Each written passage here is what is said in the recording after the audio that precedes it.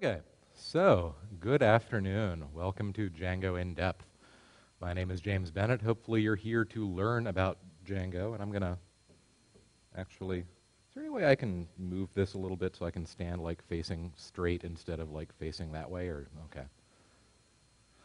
Okay.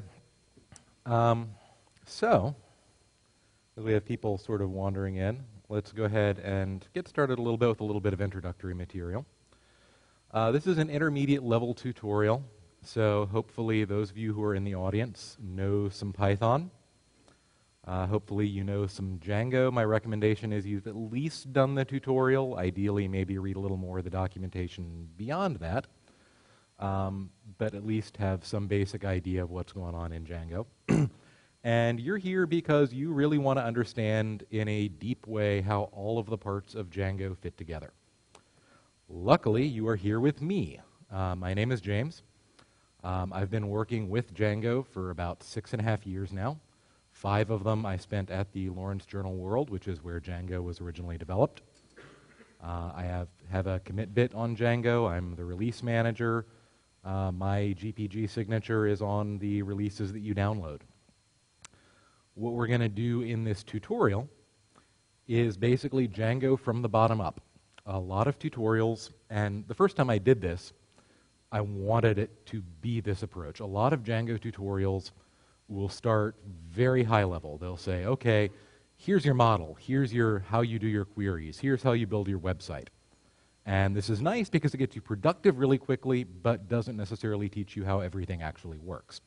We're going to be mostly starting at the low-level guts of Django and working our way back up to the things you find in other tutorials.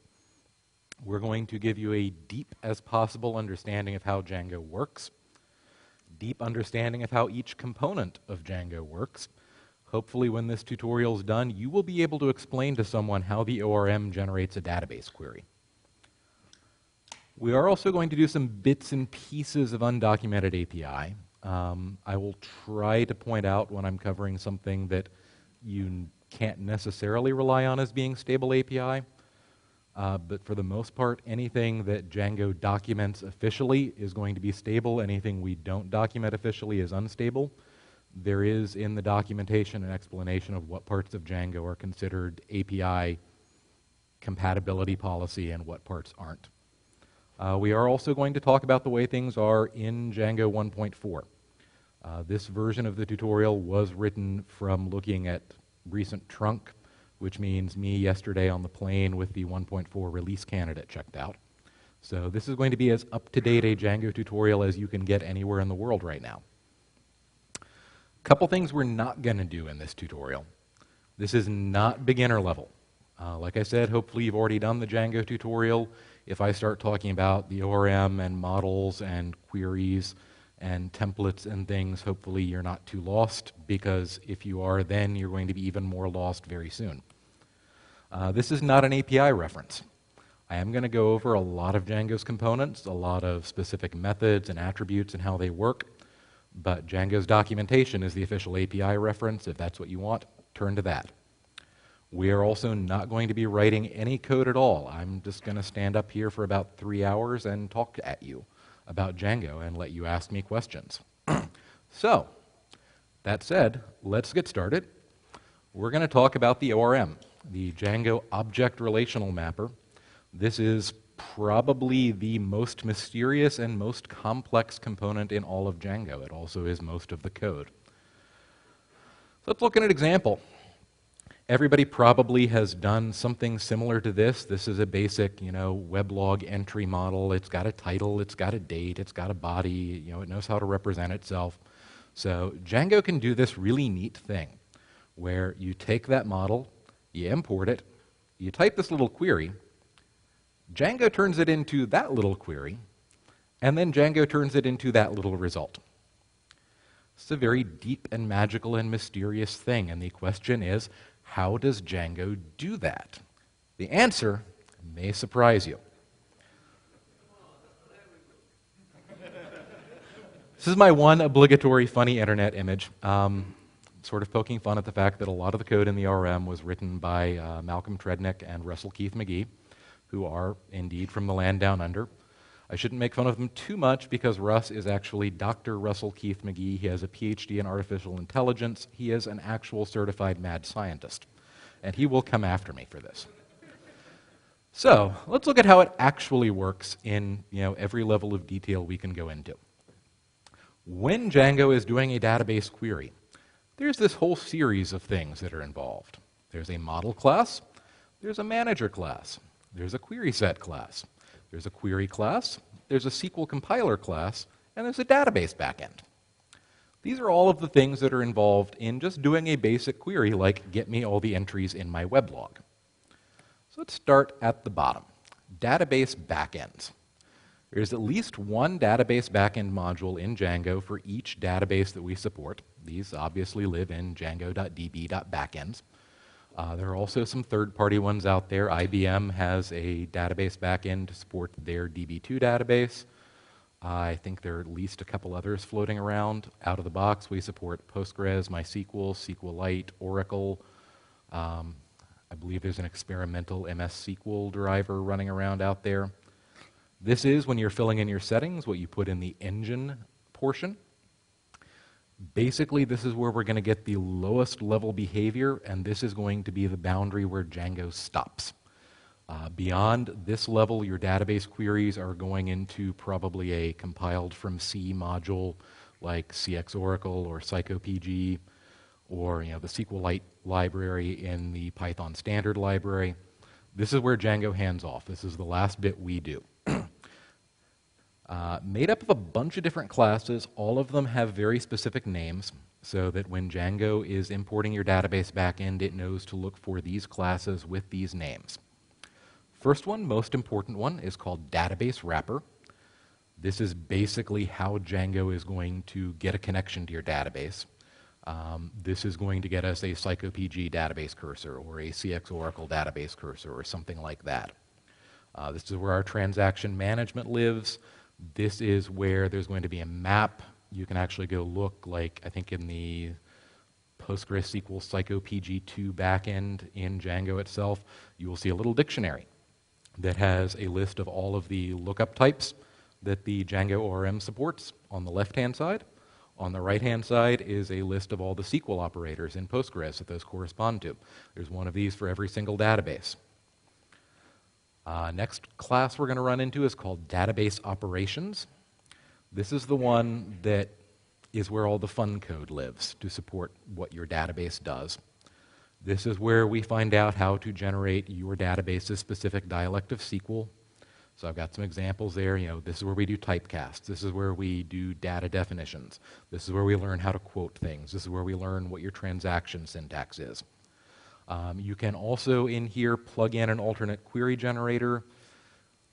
I wouldn't do it here. We're going to talk in a minute about a better way to get that.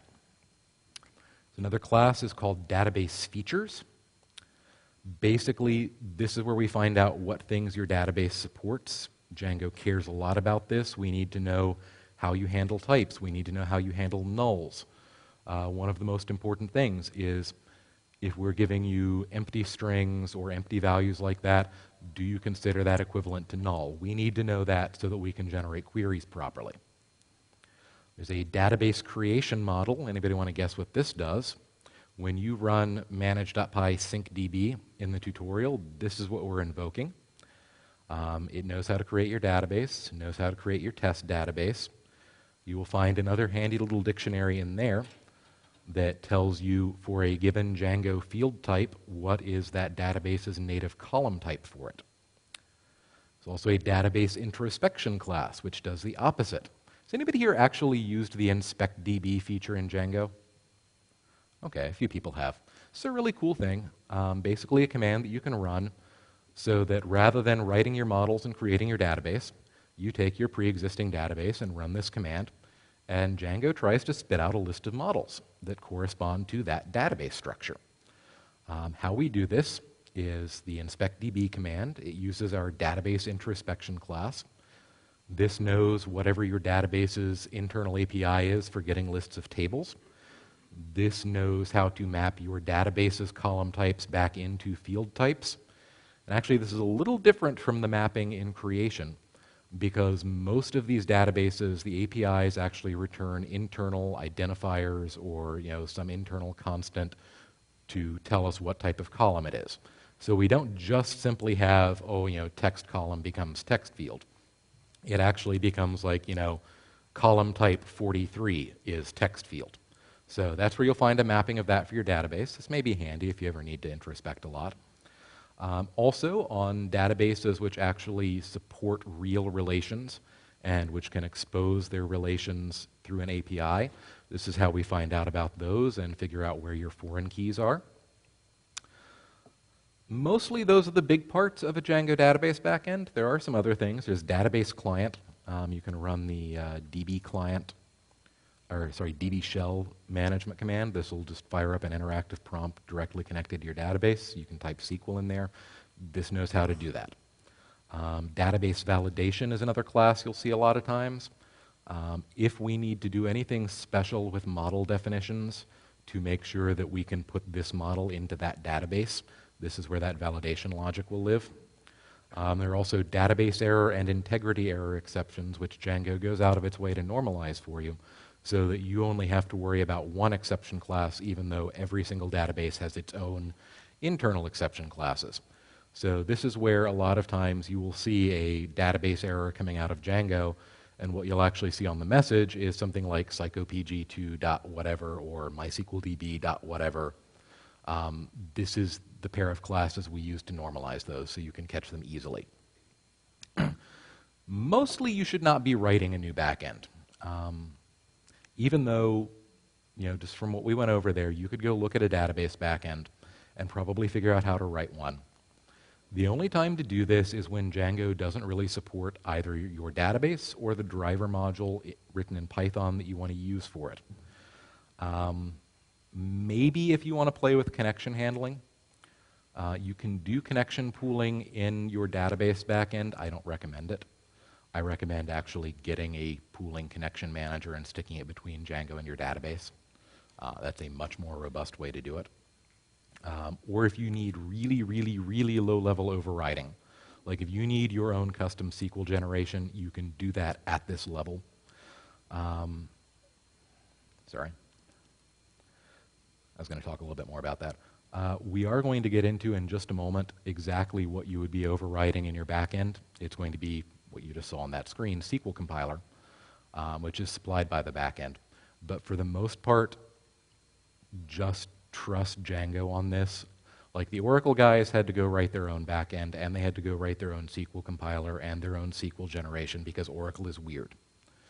I imagine most of you are never going to be in a situation where you have to do that. So, that's database backends.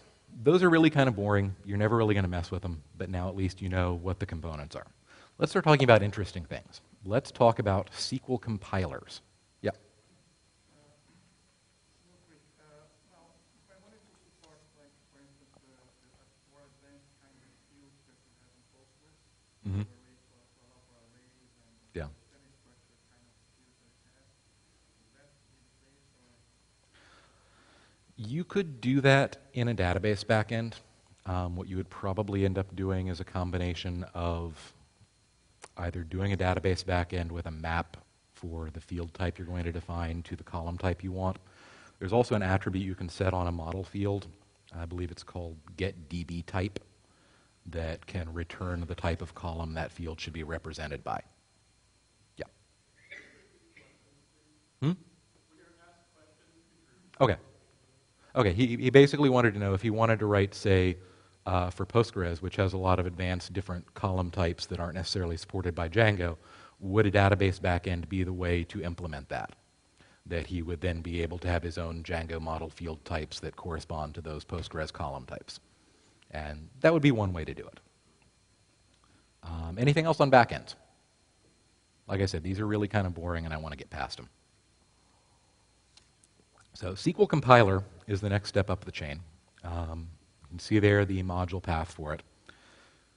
As the name implies, this takes a Django query object and actually translates it into the SQL that we're going to hand off through the database backend to the actual database driver module.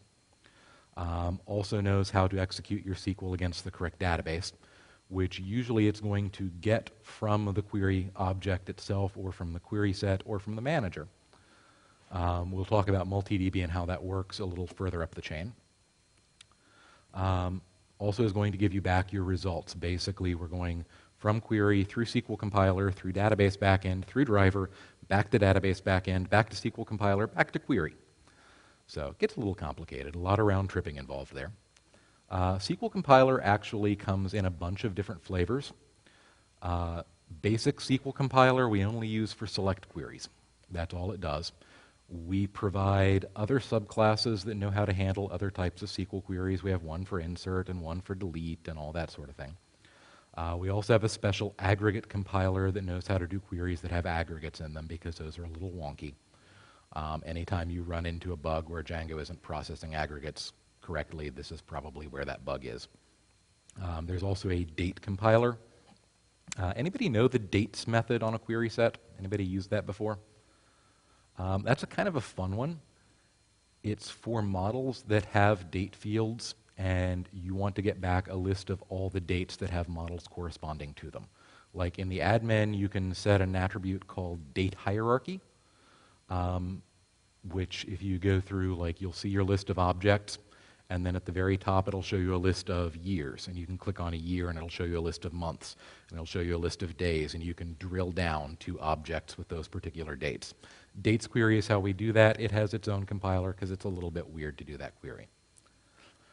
You should not ever need to actually work with or write your own SQL compiler unless you are the Oracle team. They have to do this all the time. Hopefully none of you ever do. Just in case you do, the main thing you care about on a SQL compiler instance is a method called, or on a query instance is a method called getCompiler. This is going to return the SQL compiler that query will use. What this actually ends up doing is calling the compiler method of the database operations class of the database backend, which returns the, not quite the full path. Compiler module is the attribute that specifies the module name. Then query.compiler is going to have the class name. So between those two, you put together the compiler module that you get out of the database operations class and the module name that you get out of the query class. That gives you a full path to a SQL compiler, and getCompiler will actually return you an instance of it. This is what the Oracle backend does. As far as I know, it's the only backend in all of Django that does this, and this may be the reason why this machinery exists, but that's because Oracle has to plug in their own compiler. Next step up is the query class. Query is going to live in DjangoDB models SQL query, not django.db.models.query, which are actually two unfortunately named but completely different modules. Queries are gigantic data structures that are kind of intimidating to look at. Basically, all we're doing in there is lots and lots and lots and lots of bookkeeping. Every time you add filters, every time you add aggregates, every time you add conditions, every time you add extra raw SQL, the query instance gains attributes attached to it that keep track of all of that. Query.py is, I think, one of the longest Python source code files in all of Django. Last time I did this tutorial, it was 1,800 lines of code. Now it's 1,900 lines of code. It grows over time as we add features. Basically, all a query has is these attributes that keep track of, what are we selecting from? What's our where clause look like? What's our order by clause look like? All these things that we need to know to eventually hand off to the SQL compiler to turn into an actual SQL statement that's valid for your database. It does have some methods for manipulating all of this. I don't recommend you ever really play with them, except for one method called addFilter. Basically, every time you do a database query and you do that nice little syntax where you do your lookup type and your thing that you want, title equals whatever, or, date, year equals whatever, what you're doing ultimately is calling query.addFilter. That's the method that takes your lookup type and takes the value you care about and figures out how to patch them into that query so that when we turn it into SQL, we get the correct SQL lookup. Query, again, comes in several flavors. There are subclasses for insert and delete and everything, just like with the compilers. There are specialized subclasses, again, for aggregates and for dates queries. There's also a new class here called raw query. Since this is kind of a new feature, everybody knows about raw, right? This is a method we added exposed on managers and also on query sets, I think in Django 1.3 maybe. Basically, this is a dangerous method, but an extremely powerful method. Raw basically lets you supply your own SQL query. You just write it out there, and as long as it returns columns that correspond to fields on the model you're querying, Django will turn those into model instances for you. So this is basically your shortcut for, I have this incredibly complex query that returns something that looks like this model class, do it for me. We have our own special query class just for doing those because those are ever so fun. You probably don't need to play with query anymore. 1.2 added the SQL compiler infrastructure and all the stuff we've just talked about, which now makes it a lot easier for the database backend writers. Most of it is just going to be your bookkeeping. One thing you might want to know about the string representation of a query instance. Actually, when you ask for that representation, it's going to find out what its compiler is, grab the compiler, compile the query into SQL, and spit that back out. So if you have a query instance that you're playing with, ask for its string representation, and it will actually tell you what SQL it's going to end up executing on your database. Again, I wouldn't really play with it that much. Anybody have any questions before we move into things that actually are worth playing with? Yes, sir.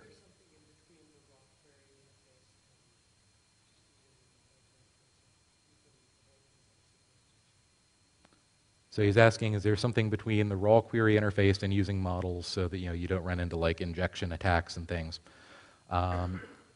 Basically, raw is kind of new, and raw basically you are responsible for your own security when you're using raw. There is an older method called extra that lets you stick some parameterized query bits on. Extra actually takes a fragment of SQL and then parameters that get interpolated into it. At least I believe that's how it still works. Extra is a little bit safer, but also can't do as much because extra just takes an existing Django-generated query and tacks this bit onto it. So that's sort of the intermediary. Still doesn't let you do the entire query by yourself. So, yeah.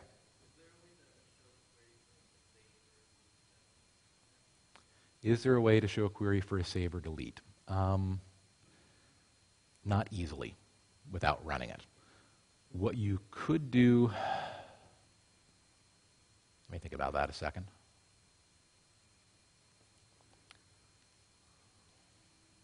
Can't think of a way off the top of my head to get it. You would probably have to mock up a query instance. Just grab one and like grab a delete query or grab an insert query or grab an update query instance and try to populate it correctly for what you're going to do to see what it looks like. The trouble there would be you would need to know exactly how Django is going to populate that query instance. We'll talk a little bit more about the model lifecycle and some things you can do with that when we get further up the chain actually to models. We're still 3 layers away from ever writing a model class, by the way. So query set. Hopefully everybody has seen a query set. This is actually the thing you interact with that is oh so friendly and handy and does all these wonderful things. A query set basically is a wrapper around a query instance and some higher level methods that manipulate it for you so that you don't have to do all that bookkeeping. Query set is responsible for knowing what database to query and what model to query. It's all your high level query methods you love. Also, query sets act as a container. And we're going to talk a little bit about this because this is one of the most misunderstood parts of how query sets work. Query set acts sort of as a container for the results that come back from that query, but not always, and you need to be aware of how it does this. So we are going to go into a little bit of detail on how that works. Query sets are lazy. It will not actually grab any results, execute any queries, or do anything at all to your database until it absolutely has to.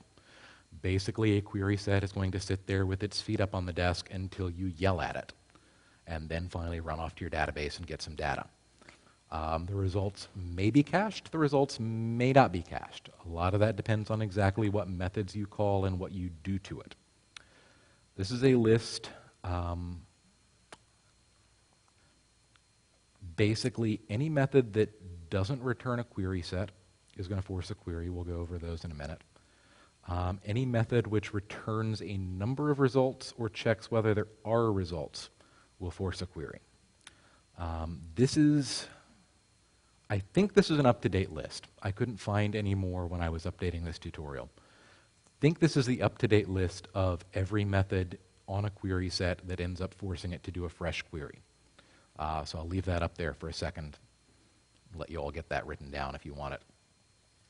Basically, we go out of our way in the way query set is built to keep traffic to your database at a minimum. Whenever we can, it's a trade-off. Whenever we can, we want to avoid having to do new queries and querying over and over and over again because we know what that does to your performance. Basically, only when we absolutely have to. Count, for example, we always run a query because there may have been other updates to your database. You may have new objects. We always want an accurate count. Create and delete obviously have to do this. Exists, we'll talk about in a minute, is kind of a neat method. It takes whatever set of filters you have on your query set and asks if there are any results that match that. Gives you back a Boolean. That always does a query. Get and get or create always do this. Update obviously has to update your database. We'll talk about that one again in a second. Everybody got what they want of this? There will also be, these slides will be online later, and I'll tweet a URL of it. There are other ways you can force a query besides calling one of these methods. If you iterate over a query set that has not yet done its query, so if you use a for loop, or if you ask for an iterator of it, or if you stick it in a generator, Django will evaluate the query and hit your database. If you slice a query set, ask it for one item indexed out of it, ask for a slice of it, Django will do the query right there and give you back whatever slice you asked for out of the query set. If you do Boolean evaluation of a query set, Django will evaluate the query to find out whether it's true or not.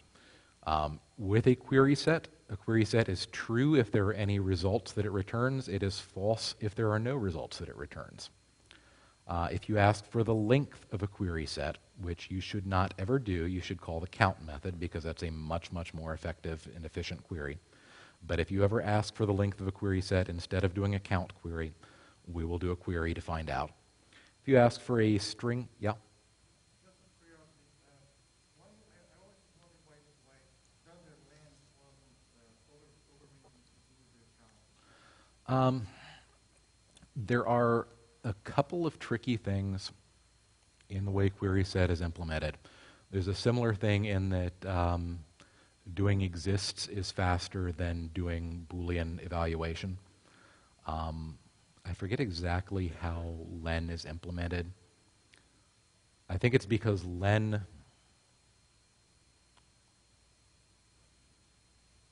actually I don't remember off the top of my head how it's implemented. But you might want to look on the Django track, and I think if you search for the string len in the ticket tracker, there is a ticket somewhere explaining why that is. I can't actually remember off the top of my head. I know why exists and bool are different, and we'll get to that one in a second, actually. Yeah.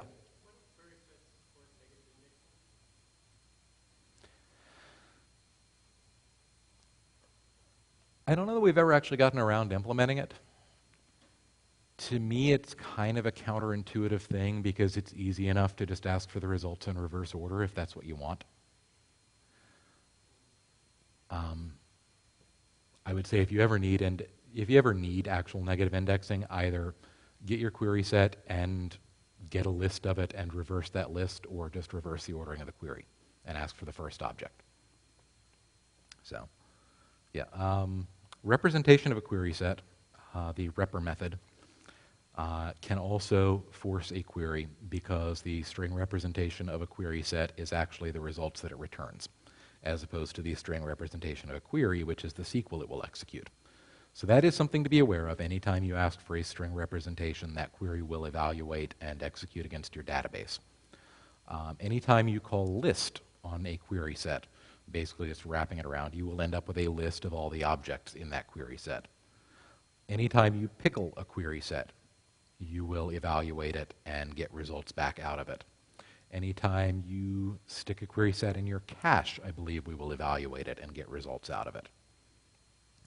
Repr, by the way, deserves a little bit of special mention. We special case the heck out of this. We actually secretly, and you will see this if you ever go back and look at your query log, we stick a limit 21 on the query when we get you a string representation of a query set. Basically, this saves you from yourself. We added this feature to Django after the journal world ran into this. We were testing some kind of tricky code, and we had an error in one of our, I don't even know, I think it was like a template tag or something. But it crashed and tried to show a debug page. And on the debug page, it tried to show us all of the variables that were in the context. One of those variables was a query set. It was a query set that had 1.5 million results in it. And we didn't know this because you would hit this page, and obviously there would be an error, and Django would start generating, a debug page. And then Postgres memory usage would start going up. And then it would start coming down, and Apache memory usage would start going up. And it actually, I think it took us 2 or 3 days to figure out that what was happening was we had a query set with over 1 million objects in it that Django was trying to do a string representation of. So we suggested as a convenience feature in Django, changing the string representation of a query set to limit the number of objects it will actually show you. And I don't know why 21 was chosen as the magic number, but that is the magic number. When you ask for a string of a query set, you will see the first 21 objects and no more than that. A query set, as we mentioned, is a container. It has results in it after it has done its query. Basically, it has an internal result cache, which I believe is simply called result cache.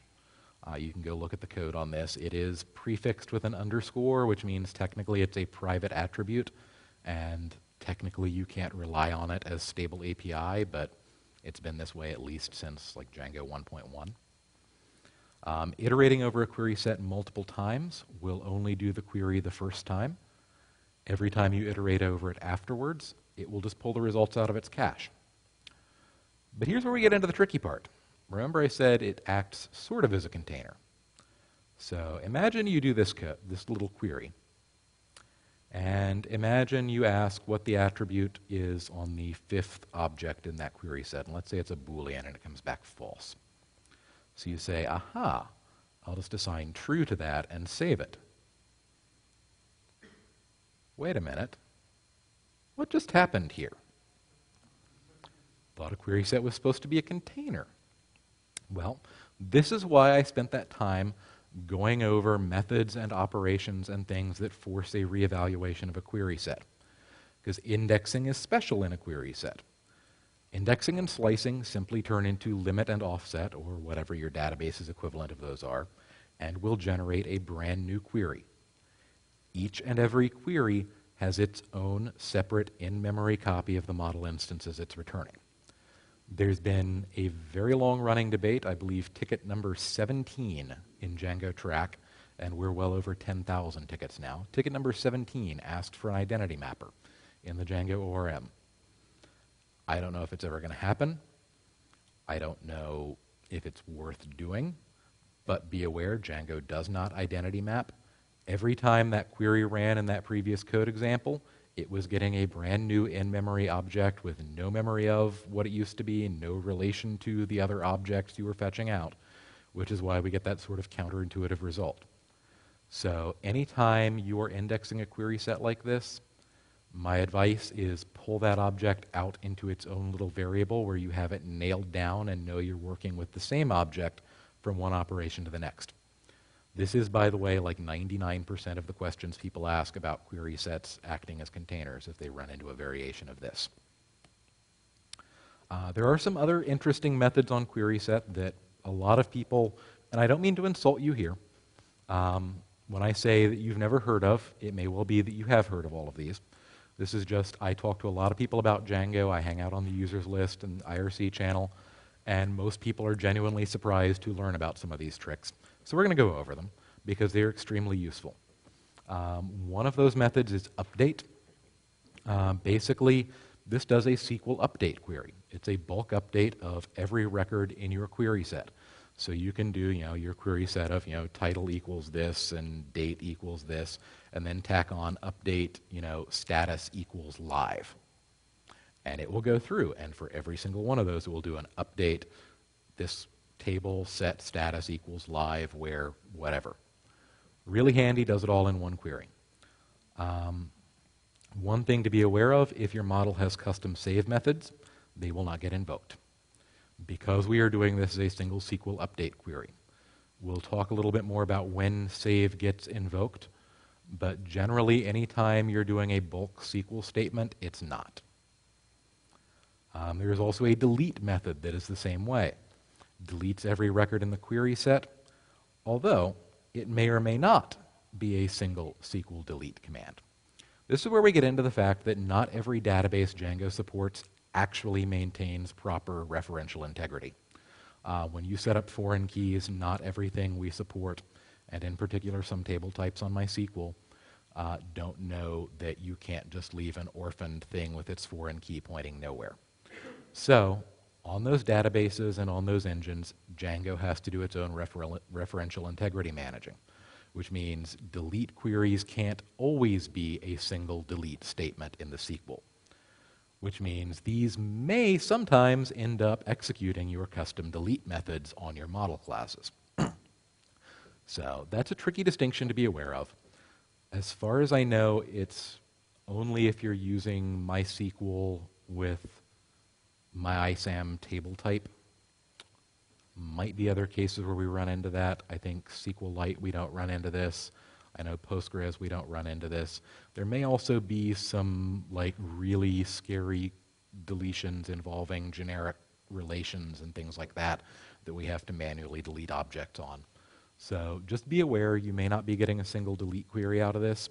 You may end up having your delete methods called on your models. You may not. You can't really rely on that either way. There are some tickets going into this if you want to get into the really gory details of why that is. The exists method, which we talked about, basically you take your query set and you tack on exists, returns true if the query has results, returns false otherwise. This is where it gets kind of fun. If the query set is already evaluated, it checks the result cache to see if there were any results in there. If not, it does the fastest possible query we can construct on your database, which in most cases is a select one where whatever, which is often a lot faster than trying to do a select count and figure out whether that's an actual number other than 0. Why isn't this the default Boolean representation of a query set? The answer is that the Boolean representation of a query set invokes the special Python method _non-zero, which is implemented on query sets and has to have its own logic because non-zero is a different question from is this Boolean true. So that's the reason why there are two different methods, and that's the reason why exists is probably the one you want when you want to know if a query set is Boolean true or not. Usually this is a whole lot faster, a whole lot more efficient. Sometimes it won't even do a query, sometimes it will do a very fast query. So if you need to know, are there results in here, do this.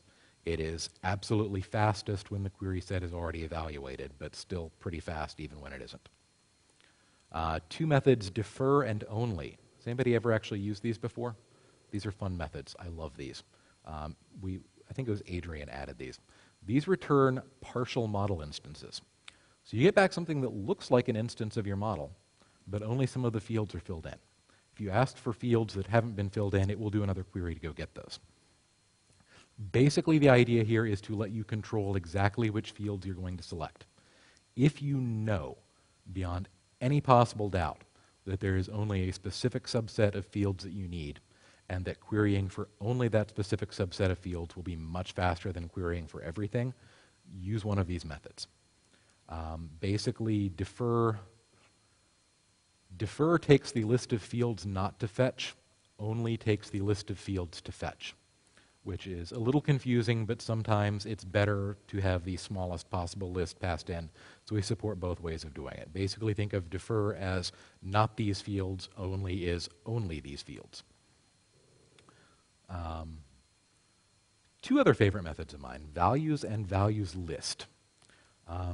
These are similar in that they let you control what fields we're selecting, but they don't return model instances. Values returns a list of dictionaries filled in with the values of the fields.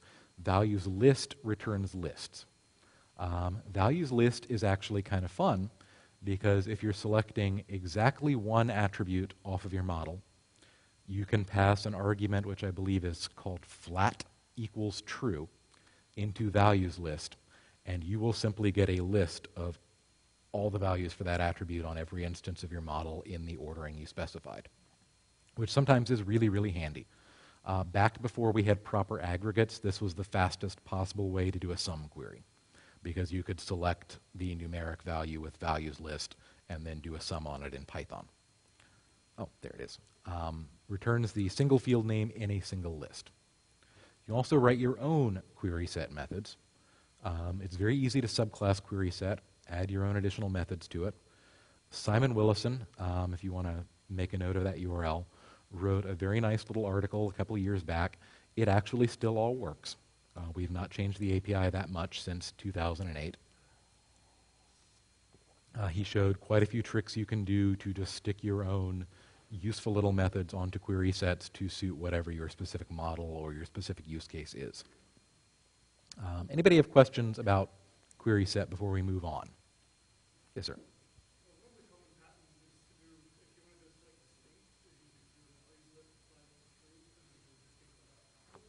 Yeah. Yeah.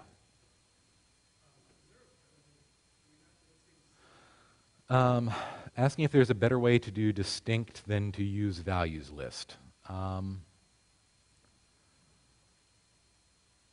don't think we've implemented distinct yet. I'm pretty sure there's a ticket open for it. I would take a quick look at the query set API reference to make sure it's not in there already, because I know if it's not, it needs to be. Okay. I couldn't hear the last bit.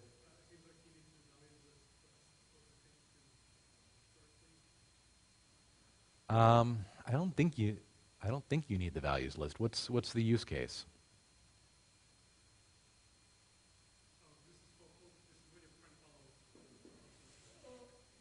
Okay.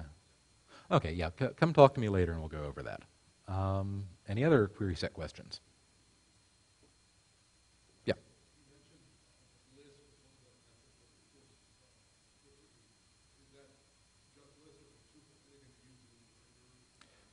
Yeah, asking if it's just list or anything that will iterate over a query set, or anything that tries to turn it into a sequence.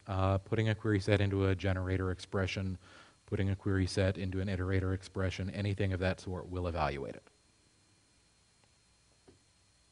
Okay. So let's move on to managers, and this is where we actually start getting into things you will probably write code with. Like, you can write custom query sets, and some people do, but managers are where you'll probably write your own custom code. They are your starting point for every query. They're attached directly to a model class.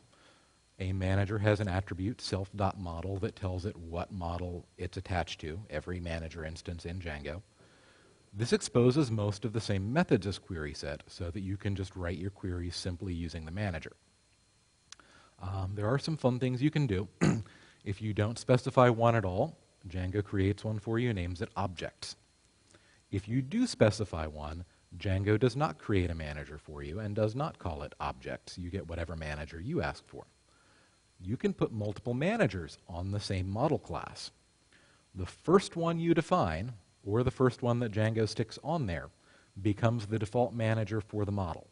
Anything that cares about it is going to get that manager, and it's going to become the attribute underscore default manager on that model class. So a lot of times this is a useful trick to know.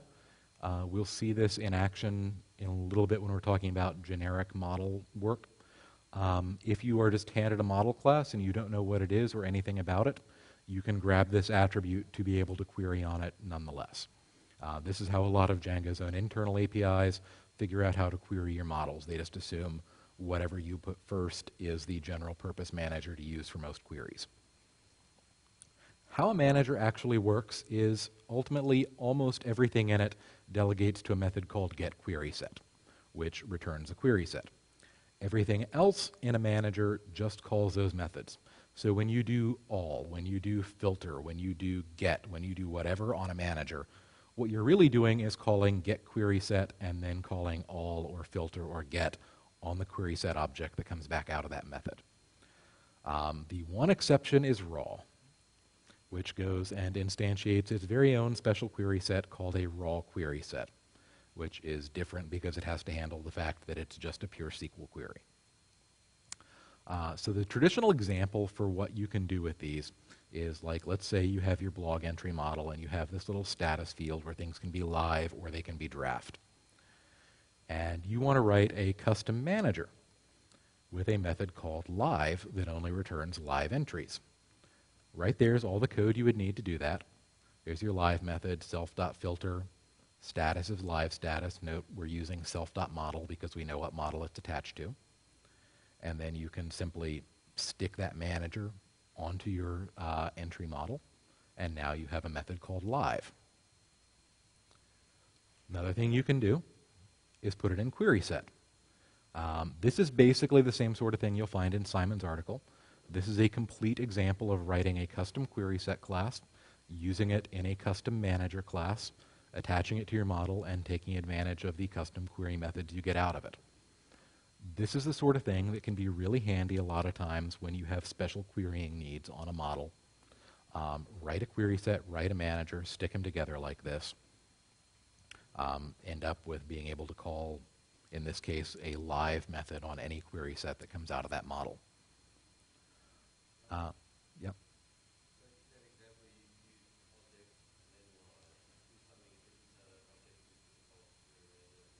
Yeah.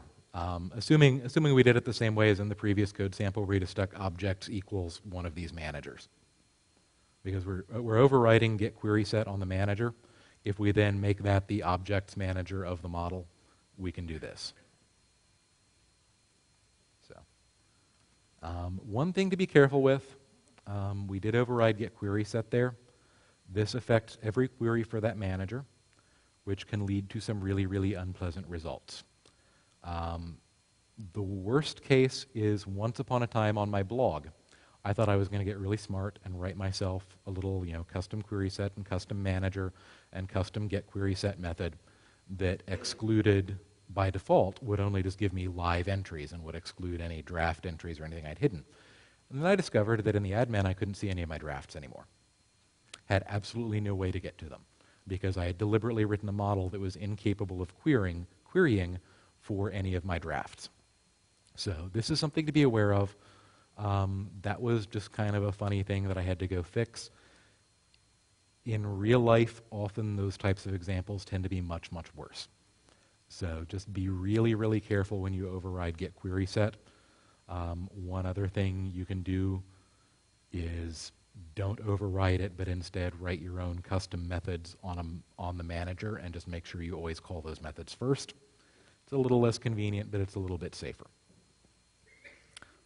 The real nice thing about managers is you can use them to encapsulate certain types of common query patterns.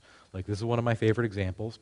Let's say we had a whole bunch of models, and not that I used to work at a large news company where we had lots and lots of different content models with status fields on them. You could write one manager with one method that knows how to query self.model.status equals whatever, and just reuse that manager on every single model class you write, and suddenly you have that query everywhere. Managers are really, really good at this. You can also do more exotic things. Once upon a time, I wrote a library of utilities for the comments module in Django.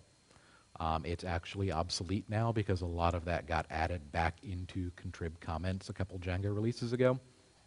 But one of the things it added was a custom manager, which knew how to do a most commented query.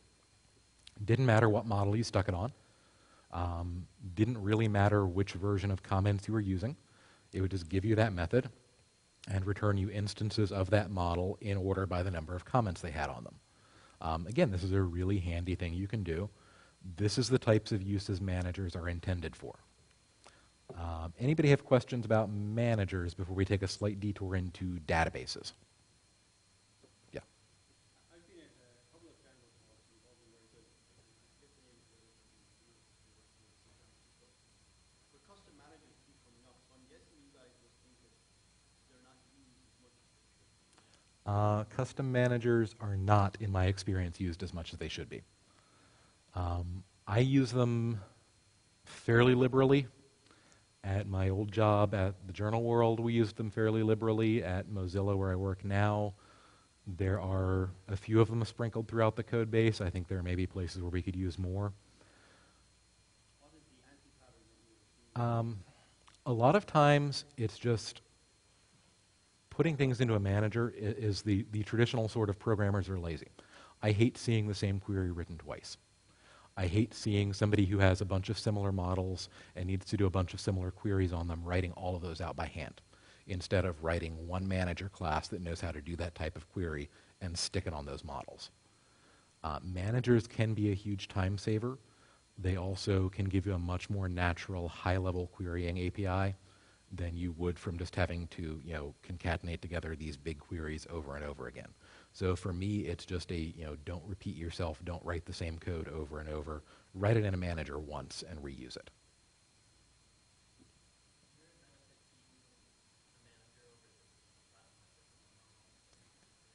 This is my favorite question, using managers versus using class methods. My answer is don't use class methods. Just do not use class methods.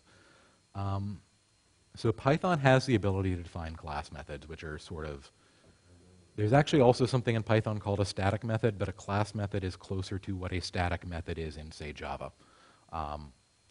Class methods in Python are fine. If you really want to use them, I'm not going to yell at you too much. But the thing with managers is they represent these sort of class-wide operations. They represent the query for this class, select instances of this class, delete instances of this class, update instances of this class. And they are separate because we want the ability to have multiple managers on every model, which is why it's not just implemented as class method. If we did it as class methods, we wouldn't be able to, or we'd have to be very, very careful about namespace pollution to avoid having different sets of query methods trample all over each other. So because that pattern already exists in Django, I would say go with that and write things as manager methods. Traditionally, I've written even things that don't interact with the database as manager methods. Basically, anything that would be a class method elsewhere, I end up typically putting in a manager. I almost never write class methods on Django models. And it's mostly just for consistency that I want, since I'm already writing a manager and already using a manager because that's the way the ORM works, I want one place that I can go look and see all the code related to that. I want to see all the class level operations on one page. Does that make sense? Okay. Anything else? Okay. We're almost all the way back up to models. You remember, we started out with a little diagram. We've been through the back end. We've been through the compiler. We've been through the query. We've been through the query set. We've been through the manager. We're almost to the model. We're going to stop and detour off into multiple databases. This is a feature that didn't exist the last time I did this tutorial, and I wasn't quite sure where to stick it, but I think this is the place. Database, basically MultiDB, if you haven't looked at it, uses a system called routers. You have one or more routers in your settings file, and I believe it actually is just called database routers. These determine which databases get read queries, which ones get write queries, which ones get syncDB. Routers can determine on a per database basis whether to allow or disallow creation of relations between models. There we go, the database router setting. The default router that we provide in Django that you're getting if you don't do anything fancy or don't change this at all, basically all it does is I have an object. If it's a brand new object that I just created, save it in the default database. If it's an object that I just queried for, save it back to the database it came from. That's all that the default router does. You can obviously do much more advanced things with them. You can get manual control, you can write master-slave replication. You can write, you can do partitioning and sharding. You can say, any user with ID less than 10,000 goes in that database. Users with ID over 10,000 go in that database. The documentation is pretty good on how to write a router, and we'll get into a little bit more detail on that. But first, let's talk a little bit about how to use them, because there are some special methods that got tacked onto things with the addition of routers in, I think, 1.2. Query sets grew a new method called using. This takes the name of a database connection and passes it all the way down. Query set will pass it into the query. Query will make sure that it loads the correct database backend and SQL compiler for that database that it's using, and we will hand off to the correct database driver and finally the correct database. Manager has a method called DB Manager, which you can call, pass in the name of a database connection. You will get back a manager instance that uses that database connection for all its queries. Save and delete on models also take an argument called using, which is the name of a database connection. They will make sure that you either save that model into that database or delete it from that database. Sometimes those are handy. What this did under the hood was add a new attribute on every model called state with an underscore in front of it to show that it's private and secret, undocumented, unpublic API. All this is really is an instance of a class called model state, which has an attribute called DB, which is the name of the DB connection. All we do is set this automatically anytime we call save. We set the state of that model to whatever database we saved it into. Anytime a query set does retrieval of a model, it sets state to the database that it came out of. Maybe it's a little overkill for state to be its own class, but we might need to add more information to it later, so that's the way we went with it.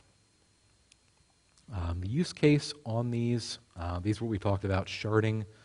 You can write a router that says, these write queries go here, these write queries go here, these read queries go here, these read queries go here, and maintain, partitioning, sharding, whatever you want of your database. You can do your replication. You can do all writes go to the master, all reads go to the slaves. You can do this natively in Django. You couldn't do this very easily up until about a year, I guess about 2 years ago. You can look around and find lots of really scary, complex solutions people came up with for doing this type of replication in Django. You can do different types of data sets. You can even override getQuerySet, since QuerySet takes a using method to make sure that a manager always uses a particular database. So you can say, this model always comes out of this database. Yeah.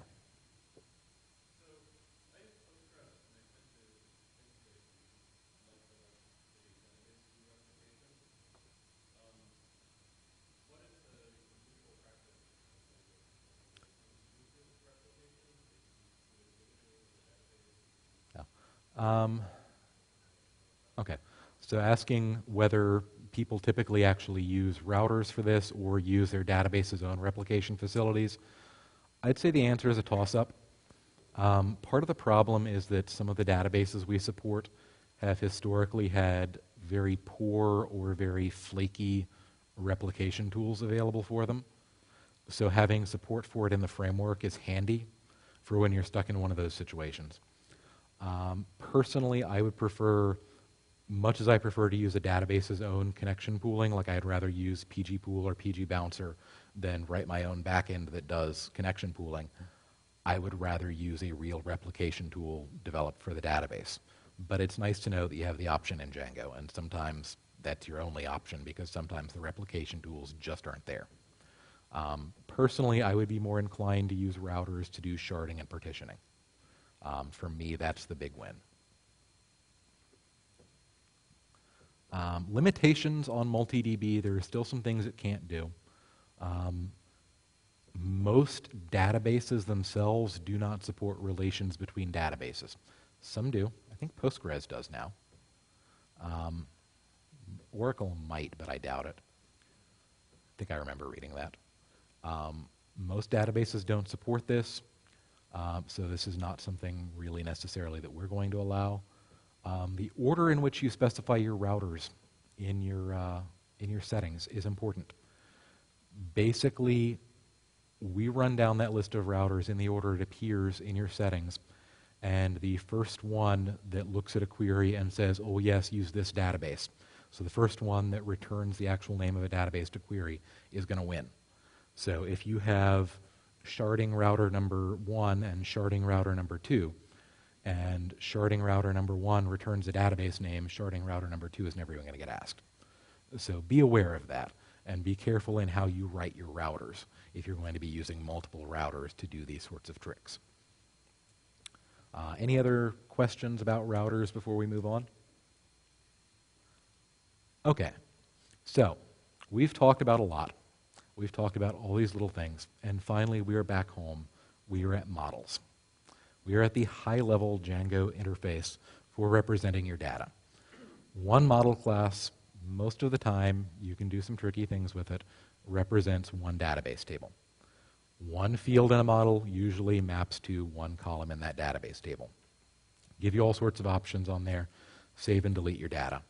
Custom methods stuck on them. Do all your business logic. This is what everybody learns how to do in the Django tutorial. We're finally back to that point, and we're only, how far into this tutorial now? Almost an hour. Model classes are kind of fun. They use a meta class called model base. Before I go further on this, because this is an important topic, raise your hand if you genuinely understand what a meta class is and how it works. Okay. So, everybody understands the idea that in Python you can define a class, and you can create an instance of that class. You have a constructor method on your class that tells how to construct an instance. A meta class is a blueprint that tells Python how to construct entire class objects. Lets you do lots of really cool things, reach in and override Python's own class building machinery. We use them all over the place in Django. We use them in some places we probably shouldn't use them. Models have to do this. Model base is the meta class for all Django models. It sets up some attributes on the model class. It delegates some of the others. Basically, when you declare your little inner class meta, it reads through what's in there and creates an instance of a class called options, which it then attaches back to your model class so that we have access to that. Basically, meta is just syntactic sugar to make it look nice and be easy to write. What it ends up as is this options class. Also sticks on some per model exception classes, things like the does not exist exception, which we write one of those for every single model class. Send some signals through the Django dispatcher saying, hey, we're preparing a class and we're registering a class. Does offer some customization hooks. There's a method called contribute to class. Anytime you add an attribute to a class, and it's like, say, you put a model field in your model, every model field class has a method called contribute to class. The meta class ensures that that method gets called and lets that model field add any special attributes or methods onto the model. Like anytime you add a date field, you automatically get a get next by this type of date, get previous by this type of date. Those methods get automatically put onto your model by the contribute to class of date field, which is called by the meta class. So that's a useful thing to do. If you want to write something that you're going to stick in a model, you can do contribute to class and basically get the ability to rewrite parts of that model as it's being constructed. There's also a signal called class prepared. Everybody knows about signals, right? Anybody not know what a signal is? Okay. Django has a dispatcher. It's not asynchronous, even though it looks kind of like it is. Basically lets you send signals with particular names and listen for those signals and trigger code to run when those signals are sent. There is a signal called class prepared, which is fired off by the meta class as soon as it finishes building the model class. Class prepared is your absolute last chance to go tweak something on that model class before it gets finalized. Contribute to class gets past the model class that it's being attached to and the attribute name on the model class, which is sometimes important. Otherwise, like I just said, you can stick that on anything you want to put into a model. Basically, it doesn't matter what type of object it is. If it has a contribute to class method, we will find it and we will call it for you.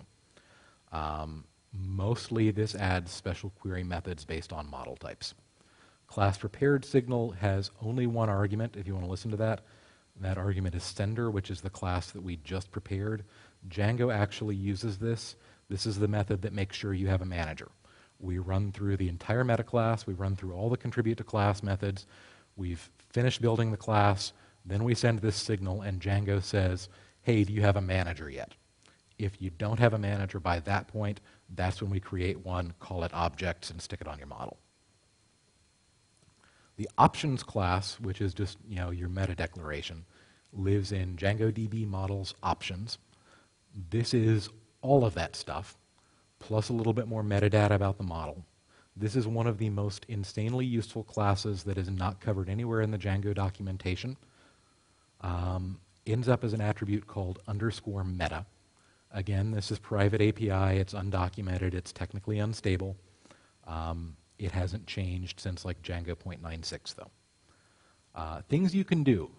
Meta.fields is a list of all the fields on your model.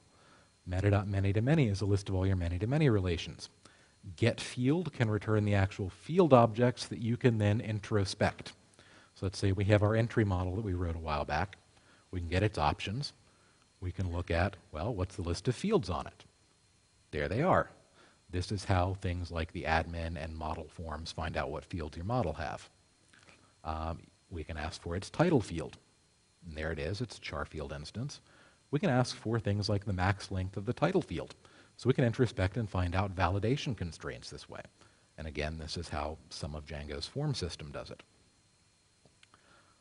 Another tricky thing you can do, you can grab, say, the user model, get a user instance, get another one, grab the meta instance, grab the username field. You can get the value of that field without necessarily even knowing its name. So this is obviously a really simple example. There are some fairly powerful things you can do with this. I've written a lot of model introspection code in my time. I've written code that looks for specific types of fields and knows what types of queries it can do on a model. We talked about things like, say, that example with the status field, where we could write a bunch of models that all have a status field. I've written code that rather than sticking a manager on every model with a status field on it, instead the code introspects the model to see if it has that field and does the query for you. All sorts of really cool things you can do with that. Any questions before we move on to lifecycle? Because this is one of the fun parts, and this is something we're going to talk about a bit. Instantiating a model obviously calls the _init method. That's your constructor, every Python class. Where we differ from a normal Python class is as we start, we send a signal called pre-init, which you can look for, which means you can know every single time Django is instantiating an instance of a model. Field values get initialized if we have them. If we're creating a new object with values, we use the values you passed. If we're creating an object from the database, we use the values from the database. Otherwise, it's just blank, and we assume we're creating a new object. Then we send the post-init signal. By this point, if the model instance has data in it, it will be in there, and you can listen for it. Saving data in a model, call the save method, which actually, and I've mistyped that, calls a method called saveBase. SaveBase is where we figure out if we're doing an insert or an update query in the database. It's where we figure out what database we're using, and it saves the data. There is a reason why these are two different methods. If you go look through what save does and what SaveBase does, it's because of API cleanliness. Basically, this means you can easily override save and call up to the superclass save and not worry too much about having to do all this logic or trampling over something that absolutely needs to happen to make Django work. That's why those are two separate methods. Deleting a model calls the delete method, figures out what related objects we need to delete, even on databases that don't support it, and the logic for that is kind of scary. So if you ever want to have nightmares, you can go look at how we figure that out. There are some points to customize this. You can override save or delete. You can listen for the signals we send. Overriding save, this is something that happens fairly commonly. There's even examples of this in the Django documentation. But just a note on how to do this correctly. Doing just the argument self is wrong. Used to be there were attributes force insert and force update, which did pretty much what they sound like, which used to work on 1.1. 1.2 we added the using argument for multi-database.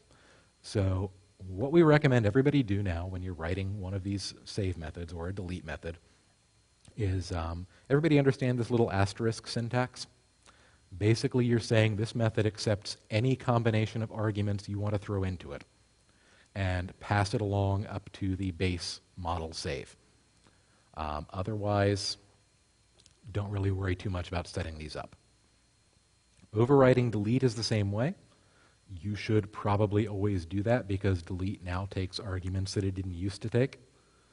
Although overriding delete is a little trickier, you can actually skip calling the parent class delete if you want to, which means you will never actually delete anything from your database by calling delete. I think there's an article, it's 4 or 5 years old, so it's out of date, but this is why I mention it. There's a guy who wrote a whole system of a custom manager which knew how to hide objects that had a deleted field set to true, and then a custom delete method which wouldn't actually delete them from the database, it would just set that value to true. And then that gave him a delete with undo, so that he could trust his possibly untrustworthy client to be able to go into the admin and have full access to delete things. And then when the client called screaming at 2 o'clock in the morning, OMG, I deleted my whole site, he could just turn around and go look up the objects in the manager and set deleted equals false, and everything magically came back. This is a really handy pattern, something I recommend you look into. Do not override init on a model, ever, for any reason, please. This is a very scary method that has to do what it does in a specific order in order to make sure your models work. Don't mess with it. If you want to mess with init, listen for the signals. The full list of lifecycle signals are, these are in django.db.models.signals. Pre-init and post-init are sent at the beginning and end of constructing a model instance. Pre-save and post-save are sent at the beginning and end of save base. Pre-delete and post-delete are sent at the beginning and end of the delete method. Using these signals, you can actually figure out basically everything that happens to a model instance over its entire lifetime and reach in and mess with it if you want to. My first draft of comment moderation actually specifically listened for the pre-save signal coming out of a comment object as a way of knowing that a comment had been posted without having to monkey patch anything else in Django. So those are the types of useful things you can do with these. Model cache is also kind of a cool thing. This lives in django.db.models.loading, but now you should actually import it from db.models. I believe this is now actually, we haven't officially promised that it's stable API, but it's been there for so long that we finally put this import in that you can probably rely on it at least for the next couple Django versions. This knows about all the models you have installed. Also does some tricky things. Back in the very old days, we could sometimes get duplicate instances of a model class because you could import the same model from different locations. Like you could do from this app.models import, and then you could do from my project.thisapp.models import. And you could actually end up with 2 copies of the same model class, which was kind of scary because it meant we would set up all the relationships twice and populate some attributes twice and could actually break things. So this is the real reason why we have this, is to avoid running into that problem. But it also, as a side effect, provides a very generic way to get at and query models. We track every model you have installed by its application label, which is just the name of the app it lives in, and its name. So for example, the user model has a label of auth and a name of user. These exist on the options instance as app label and module name. Module name harkens back to, if anybody remembers pre-magic removal Django, back when a model was a module. But here's just a simple example of what the model cache does. You do get model and pass in an app label and a name, and you get, in this case, the auth user model. You can go ask for the app auth. You can ask for all the models in the auth app and get a list of them. You can do a lot more stuff from this. I've written generic querying frameworks that take an app label and a model name, go grab that model, potentially grab other models from that app, grab their default managers, return them to you so you can query, introspect their fields, tell you what types of fields they have. You can write really fun and sometimes really life-saving code if you know about this. Useful methods there are getModel, which returns you a model class. GetApp returns the actual models module of that application. And getModels, given the app, returns a list of all the model classes in that app. There's also getModels, which returns, without an app, every single model you have installed based on your installed app setting. This lets you do some generic querying. You remember we had this default manager attribute. So you can just go specify, and this is actually literally how some things in Django work. Things like the auth profile module setting is an app label.model name string, and this is almost exactly how it goes and finds out what user profile corresponds to a given user account. You can write very generic, I don't have to know anything at all about this model or what it is or what fields it has type of querying using this. And it is really everywhere. Auth profile module uses it. The content types app, which we'll talk about in a minute, uses app label and model name to track models. The admin uses them to identify models in URLs. It just goes on and on and on. This machinery is used everywhere internally. Yeah.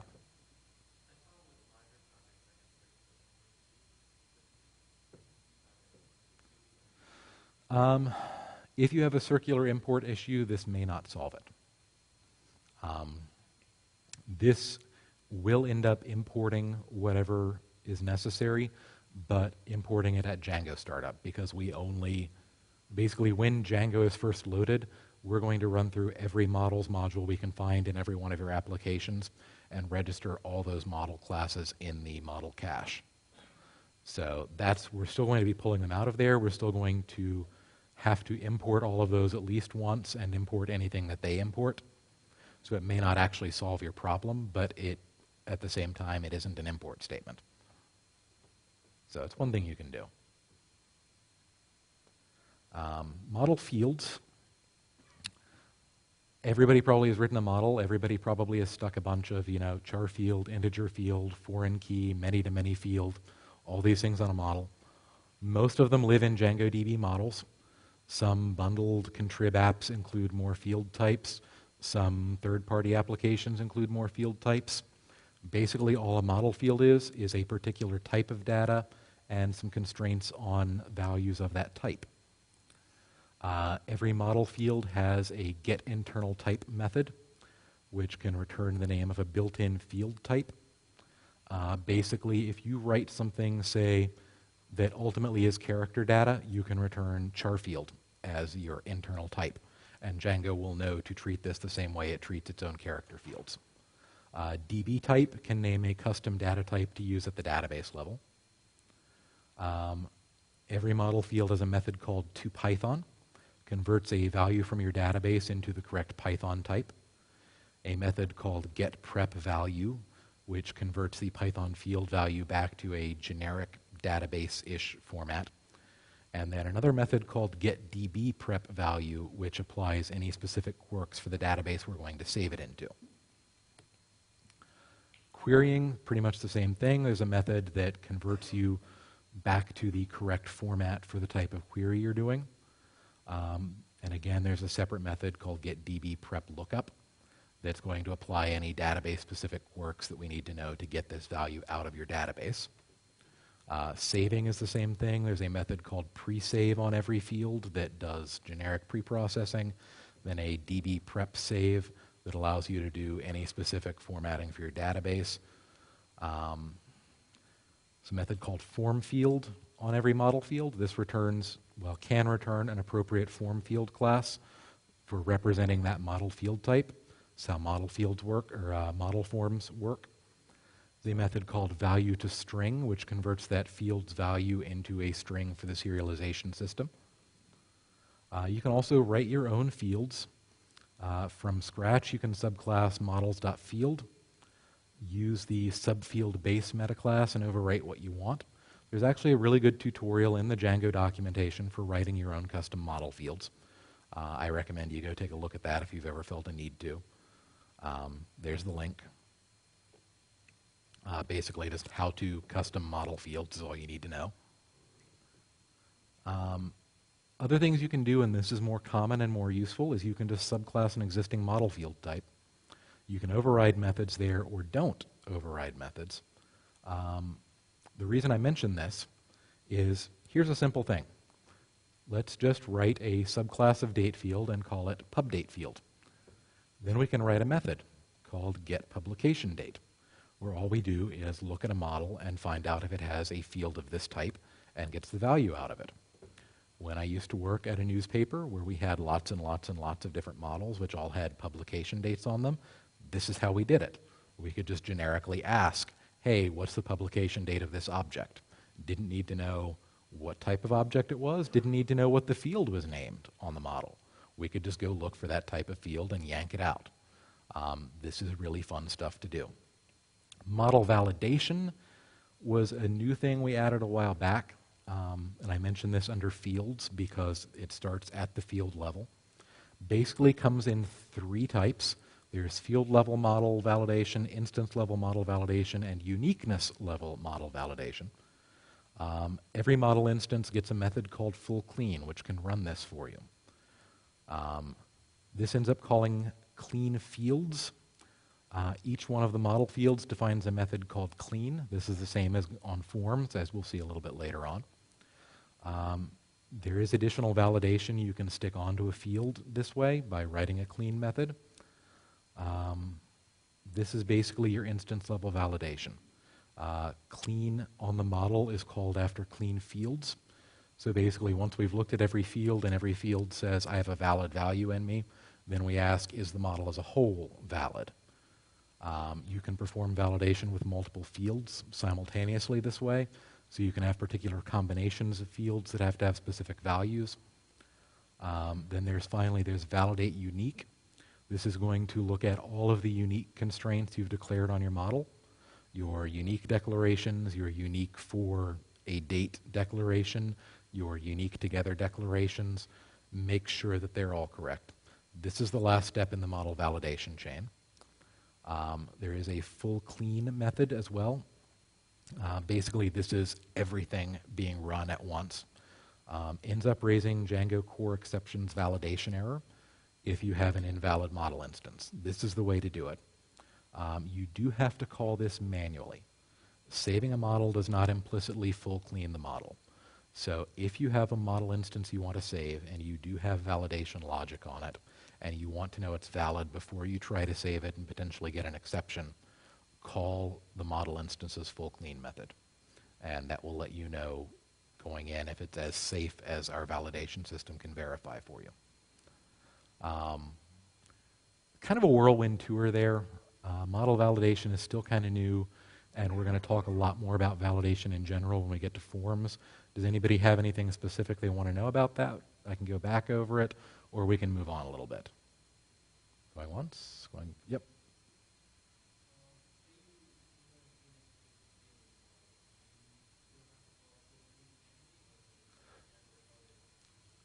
Full clean, okay. So you want to clean just one field on the model, is the question. Full clean will do that for you. You can also grab that particular model field by using the options instance, as we showed a little while back. You can grab that field out of it and call its individual clean method. Personally, anytime I'm worried whether a model instance is valid, I just clean the whole thing, because there might be other errors that I haven't realized I have yet. So, and you will get a list of validation errors out of it. We'll talk more about validation and how that works when we get to forms, and we will also talk about when to use forms to validate things and when to use models to validate things, which is ever such a fun topic. Model inheritance. This was something we supported for a while, then didn't support for a really long time, and now we support again. Comes in several flavors. You can get abstract inheritance or concrete inheritance. You can get database level or non-database level. You can get Python level or not Python level. So abstract models, basically you declare abstract equals true on your model class. Does not ever create a database table for that model. Subclasses of it, if they are not abstract, will generate a table with both their own fields and any fields they inherited from the abstract model. Subclasses of an abstract model can also subclass and override the meta declarations of the parent. There are some restrictions. You cannot declare DB table or any other type of database specific declarations in meta because we're not going to create a table. Because you can end up inheriting a foreign key into multiple types of models, there is a special syntax for the related name value. Related name says what attribute we're going to stick on the model to access that relation. We don't want a name collision there. There's basically an interpolation syntax. This is covered in the documentation if you want to look it up. Use case for abstract models is basically any time you have a common set of fields that have to appear in every model you're going to set up, or most of the models you're going to set up. Write those fields once and then just start subclassing from your abstract model. Also, if you have a bunch of common methods, but not necessarily fields, you can make sure that every model inherits those. You can also do meta declarations because abstract classes inherit their meta declarations. Do you have a question?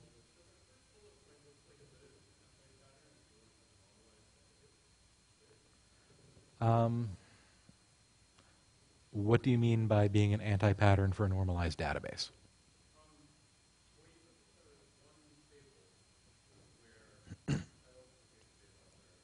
Yeah. Okay. Okay. So the question there is basically, is this an anti-pattern for normalization? Sometimes it is, sometimes it isn't.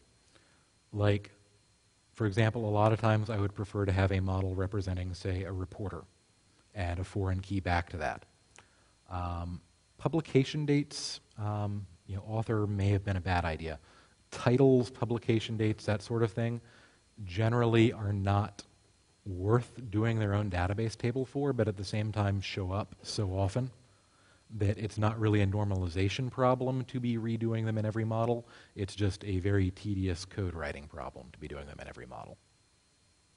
So personally, I probably wouldn't do a database table just for titles, for example. You could if you really wanted to, but I wouldn't. Again, you can also get common custom managers. Basically, anytime you have something that you want a bunch of models to inherit and that's not too complex, an abstract model can be a way to do it. We also support database level inheritance. This is what we call concrete inheritance. There is really not a special mechanism here. You just subclass the model you want to inherit from. You cannot directly subclass meta. In this case, you can override things by supplying your own declarations there. You can add new managers, and you will not be inheriting any managers from the parent model class. Under the hood, this is always implemented as multi-table inheritance. We do not do single-table inheritance in Django. The subclass ends up creating a table with an implicit one-to-one relation back to its parent. Basically, this is the you can specify a one-to-one field, and you can set parent link if you manually want to set this up. But basically, this is just the same as two tables with a foreign key that's unique on both ends. Parent-child relation, you can traverse that the same as any other one-to-one relation in Django. Use cases for this are, the classic example is a restaurant is a place. So a restaurant inherits from place. And at the database level, this does the right thing because all it does is set up a restaurant table with a relationship back to the place table. But personally, I don't think database level inheritance is a great plan. There's a really, really good article that says this is a quagmire. In fact, he compares it specifically to the Vietnam War. Says that inheritance in object-oriented languages and relations in a SQL-based database just don't match up. They're not concepts that work together. But it's there.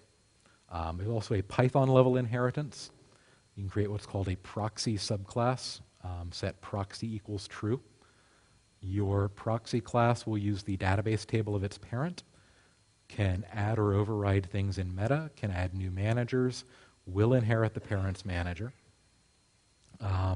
must have exactly one concrete parent, can have any number of abstract parents, but the abstract parents cannot define fields. That's the restrictions on that. Proxy models are really handy when you have, say, an existing model in some app that you didn't write and you want to add functionality to it.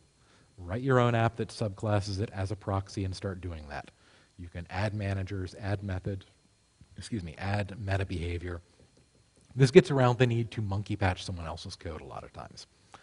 So this is actually the one big use of inheritance that I would recommend in a lot of cases, because so many times you end up with someone else's code that's not quite what you want, but so close. And in a lot of those cases, just doing a proxy model subclass does it for you. Some general things to know about inheritance. Querying a model will always return instances of that model. You will never get instances of the parent model. You will never get instances of any child models. You have to explicitly traverse those relationships yourself. Subclasses can never, under any circumstances, override field definitions in their parents. This is a really important thing, even with abstract models where we wouldn't necessarily be creating something. This basically makes the Liskov substitution principle work in Django, for those of you who did the computer science background. You should always have the same set of fields on a subclass as you have on the parent class, at least. You can add fields, you just can't replace or delete them.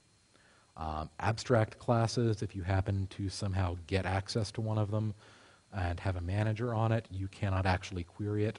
Doing any of these things will raise an exception. The other thing is if you are doing multiple inheritance for some reason, and God help you if you are, the first parent class to define a name will win. This may be a case where you want to look into Python's method resolution order, which is ever so much fun. When in doubt, my advice, don't use inheritance.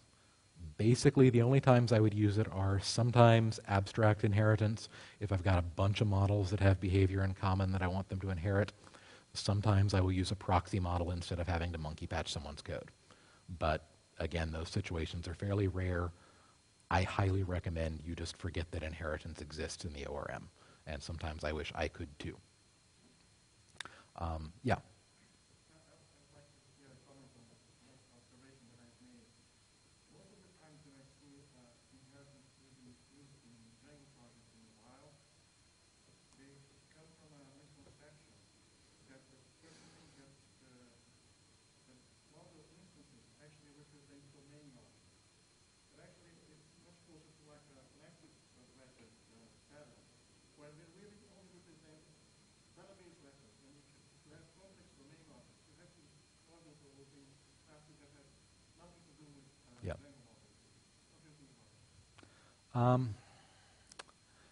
Well, in terms of pattern, like the question there is, what type of an object is a Django model instance? Is it a domain object? Is it a database record? What is it? Pattern-wise, Django's ORM is kind of halfway between active record and data mapper. The manager layer and some of the other things are kind of data mapper-ish, and we do mix some business logic into model instances. For the most part, though, we are an active record style ORM, and expecting basically Django model instances to be that sort of all-singing, all-dancing, complex business logic object is a bad idea, which is another reason why inheritance is normally not the thing to be doing with them.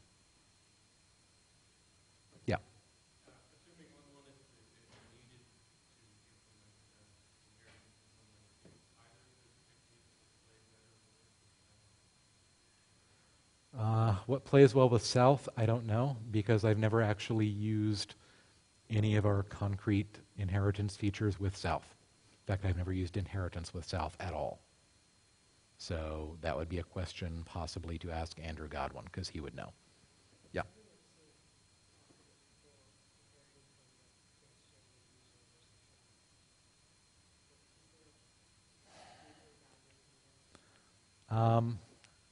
Okay, so inheriting from users. This was 99% of why people wanted us to bring back inheritance. It is absolutely the wrong way to add things to user. The auth module supports setting up your own custom profile model that adds additional information that your site cares about for users. It specifies a way that you can put it in your settings so that Django knows what it is, so that you can easily retrieve it. I have written applications that let you easily manage that information. My recommendation is go type auth_profile_module into Google and read what that says and use that instead of ever doing inheritance. That's what that's there for. Yeah. Yeah. That's the mechanism for adding more information about a user. That's what it's for. I would never recommend subclassing. Yeah.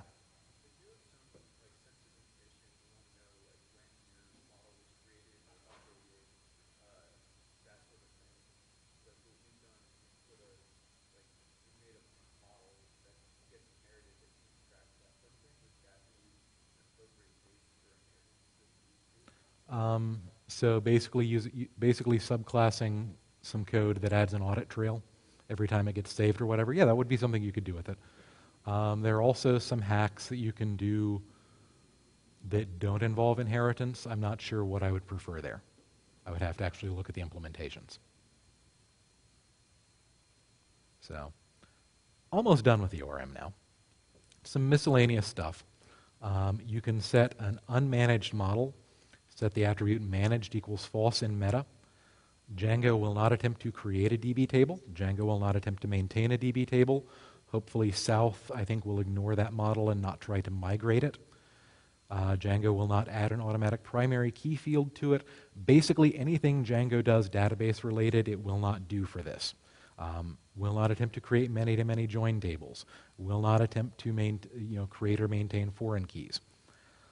Basically, the whole idea here is you either have an existing table or you have a database level view or some sort of stored procedure that you can query, and you can set up a model that looks like it, but you don't want Django trying to actually create a table for it or manage that table. This is a useful thing that I've used more than once with Postgres views. Generic relations live in content types, contrib app in generic. Requires content types to be installed, allows you to basically do a foreign key that doesn't specify what model it relates to, and can relate to any instance of any model you have installed. Quickly, how it works is you set up a foreign key from your model to content type, and a field that can hold a generic primary key value, and then add a generic foreign key, which you can import out of content types, specifying those two fields as arguments. So basically looks something like this. The real use case for this is tagging. I think Django tagging originally did this. Now Django tagging is a little more complicated. Tagit is another tagging app that is even more complicated, but still I think does some generic descriptor stuff. This is really handy. It's also really inefficient and really overused. Personally, I almost never use generic foreign keys. But like inheritance, there's something that a lot of people seem to like. Content type is basically just a model that stores an app label and module name. Does primary key lookups against that model. Generic foreign key basically only works for accessing it directly. You can't pass it into filter, you can't query on it, because you can't express it easily at the SQL level. There is a reverse generic relation that you can declare on a class you intend to point to. It's just the class generic relation and gives you a reverse relationship back to the thing with the generic foreign key. Q expressions. Who has used a Q expression? Okay, a lot of you. This is django.db.models.q, basically just your field lookup syntax. Anywhere that you can specify field lookups, you can specify these. You just have to specify them as positional arguments. The nice thing about them is they combine using logical operators, which lets you very easily build more complex queries from fragments of lookups. You can also negate them with a logical not, which is nice because otherwise you can't actually negate a query in Django. You have to do exclude instead of whatever you were doing.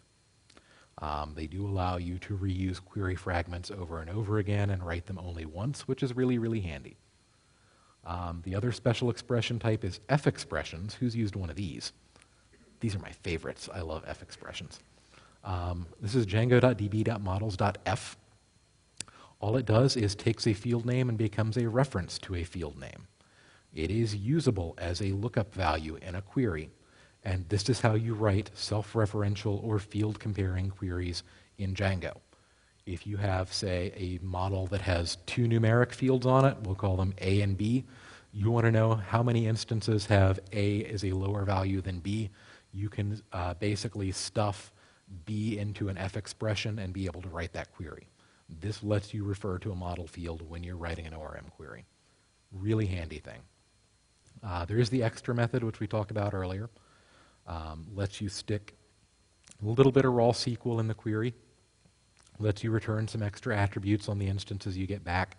It's only occasionally useful, not all the time. Natural keys. Anybody read the Django Advent article on natural keys? Okay. Natural keys are really handy. Let you define a method called natural key, which should return some sort of iterable type, traditionally a tuple. Content type's natural key is a two-tuple of app label and model name. These are kind of handy because the serializers will use your natural key if you define it. Content type and permission both do these. Have custom managers that can do lookups by natural key. How did I end up back a slide? Here's an example.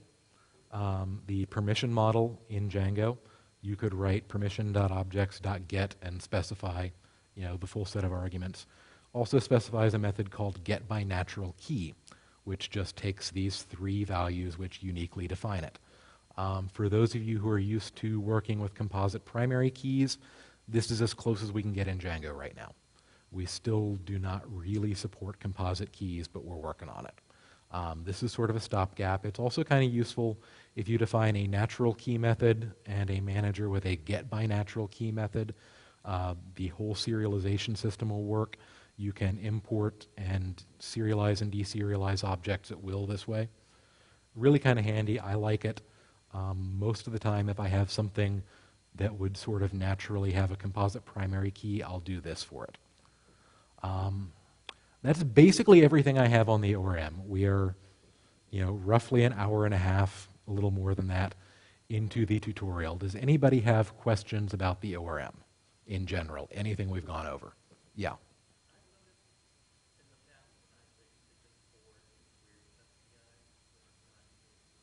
Yeah. Underneath a query set object and a query sometimes, if you go look at them, basically it's the same code, it's two different interfaces to it, which is why some of the logical operations work on query sets as well as on queue objects. Yeah. Yeah. Do you have a recommendation on how to store binary data in a database? I wish we had a real binary field, and I wish every database supported it, would be my recommendation.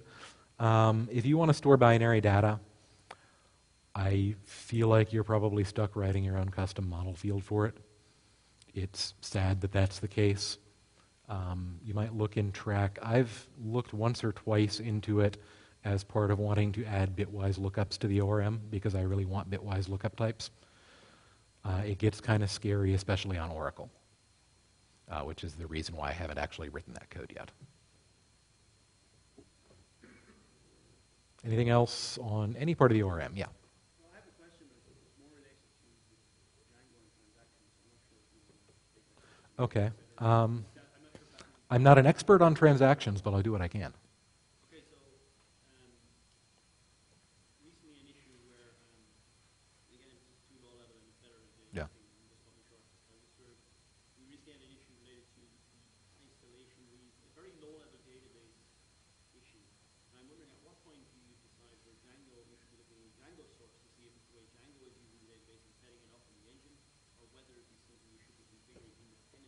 If it has to do with transactions, my recommendation would be look at the API of a Django database backend and look at the methods that are defined in there. If you don't see something obvious that does what you need, it probably doesn't belong in Django. Like, it probably would be something you would have to do external to Django or do at a different level. All of the transaction handling stuff ultimately ends up in the database backend module. Like, that's where everything in Django that knows how to do those is.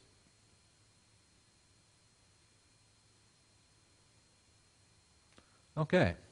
So everybody now feel like they've had their brain, pounded into mush by all this boring reciting of how the ORM works.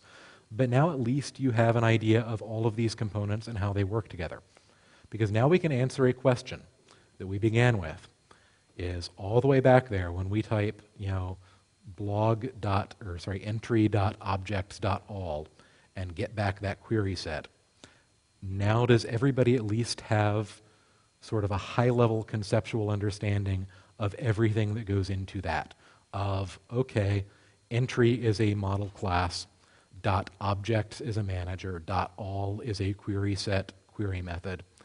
We're going to go, query set is going to wrap a query. It's going to introspect the model to get the list of fields on the model to know what columns to query out of the database. Query is going to put together all those parts. SQL compiler is going to translate those parts into a SQL query, which is going to hand off to the database backend, which is going to get the cursor, which is going to finally send it off to the database. The data is going to come back through the backend, is going to come back to the query, is going to come back to the query set, which is going to cache it in its internal results and give you instances of that model, which when they are created are going to send pre-init and post-init signals. Basically everything we've talked about the past hour and a half. All of those things are happening every single time you write a query as simple as get me all the entries in my weblog. With that, I think we're about halfway through and maybe we should take our break. If anybody has specific questions for me, I'm going to go get some water, but I'll be happy to listen to them. Okay. I believe we're back in 20 minutes. It's 3:07 right now. Be back, 3:30-ish. Okay. A little bit faster because the things we're talking about now are not nearly as complex as the ORM. We're going to start with the forms library, which is really kind of fun, and if you've understood even about a quarter of what we did on the ORM, the forms library will seem positively simple and friendly and fluffy and happy and rainbows by comparison. In fact, most parts of Django do after you've looked at the ORM. So major parts of the forms library. You've probably already seen a lot of these. Forms, fields, widgets, some form generation utilities like model form, and the media support. We're just going to go through these. We'll talk about media support kind of last. We'll start with widgets. That's sort of the bottom up. Widgets in the form system are your low-level display, your low-level parse data out of a submission. They know how to render the HTML for a particular type of control. They know how to pull the data out. So when you send, your request post data in there, the widget is what knows how to figure out this piece of data in request.post is that field. Widgets, basically we supply one widget for each type of HTML form control. We may end up adding more of these for HTML5 down the road, hopefully once we know exactly what the HTML5 form controls look like. So there is a widget for a text area. There is a widget for a password input.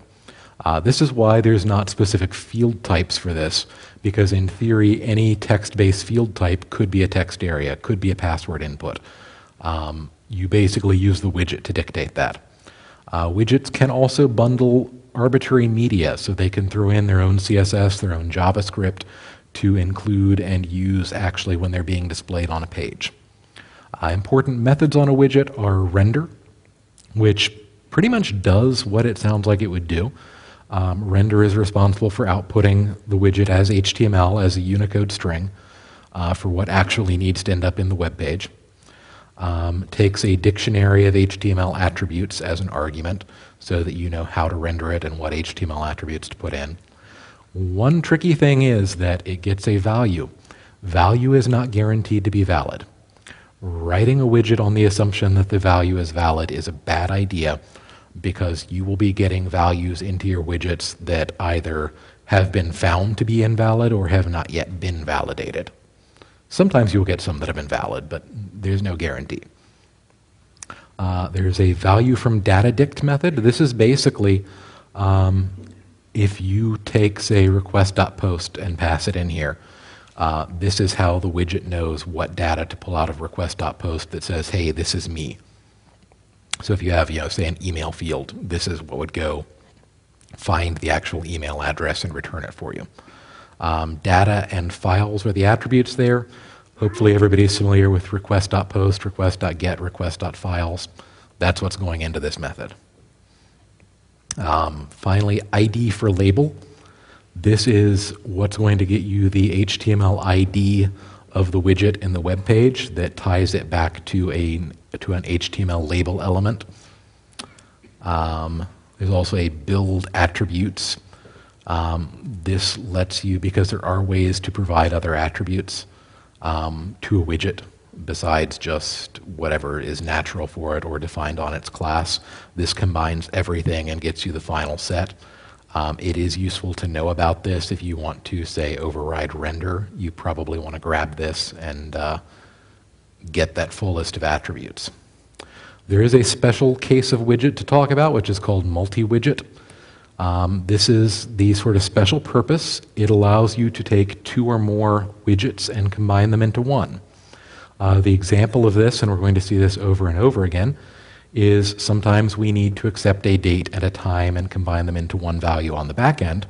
These are two widgets which become one logical value. So we have a split date time widget that basically wraps around a date widget and a time widget and knows how to combine them.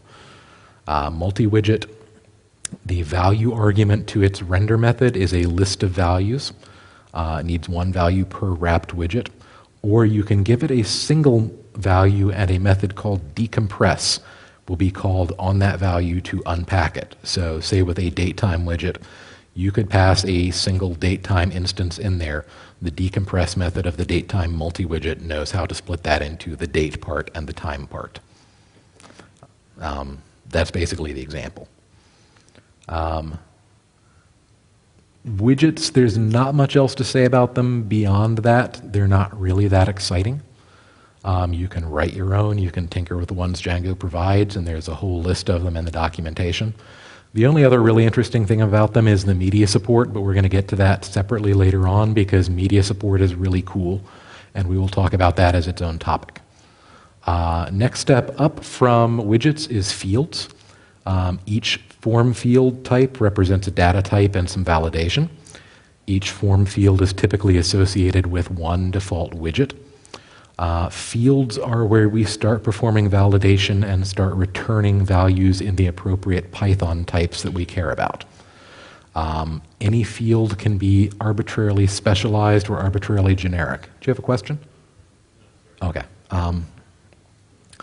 Field validation, basically there's a method called clean. It implements a three-step process, kind of like what we saw in model validation. First step here is we convert the value to an appropriate Python type. Then we run the field's own validation method. Then we run any validators that are attached to the field. We will end up raising django.core.exceptions.validation error. In older versions of Django, you would see mention of something called django.forms.validation error. That still exists, but it's an alias back to this, so that we have a single unified validation error that's raised by both models and forms. Converting a field value is a method called toPython. Basically just takes the value, converts it back to the appropriate Python type, spits it back. If for some reason you can't convert that to the correct type, raise a validation error. Field level validation is the validate method. It gets the value that has already been converted, so we only get here if we've actually been able to convert it. If the value is valid, this method does nothing. If the value is not valid, it raises a validation error. This is a pretty common pattern we're going to see. Validators are new-ish as of, I think, Django 1.2. think they were already there for 1.3, so I think they were 1.2. These are additional validation constraints. You can basically throw any number of them in. They're really, really cool. And all the validators you attach to a form field will be run during validation of that field. A validator basically is just a callable. It takes a single argument, which we call value, raises a validation error if that value is invalid. There's a whole list of built-in ones in Django.core.validators. They are there because they are not just for forms. You can slap validators on models if you want to. At least I believe you still can. That was the original purpose of them being in core. So you can stick a validator on a model. Here's an example. Very simple validator. This requires that you have the string pony somewhere in the value you are validating. You can stick it in a model field. You can stick it in a form field. In this case, a model form generated from this model would require a pony in that field, which is ever so handy. Has a method on a field called runValidators. Basically iterates over an attribute called self.validators, which is a list of all the validators it has, calls each one, traps the validation errors, collects all of the error messages, and then raises a new validation error with a single list of all the error messages that came out of all of the validators on that field. Which raises a question of what validation approach do I want to use? Use the toPython method of the field when validation constraints are tied to your data type. Usually this means data types that are a number or a type of number, and it's whether you can convert it to the appropriate type that makes it valid or not. Validate is something you want to use when the constraint is intrinsic to the type of field you're looking at. Usually this is choice-based fields where you need to validate that what you got was a valid choice. Validators themselves should be used liberally and on any other type of validation that didn't just get mentioned. Most of the time, it's really, really easy to use validators. You can just reuse one of the built-in ones. If not, writing your own validator is still less code than writing your own custom form field type. Each one of these also carries its own error messages. You can supply your own by, for example, raising a validation error. There are also, on each and every field class, there's a dictionary of standard error messages. They're keyed. The documentation tells you what keys exist in there. Those are combined with any other additional messages that you pass in when you create a field.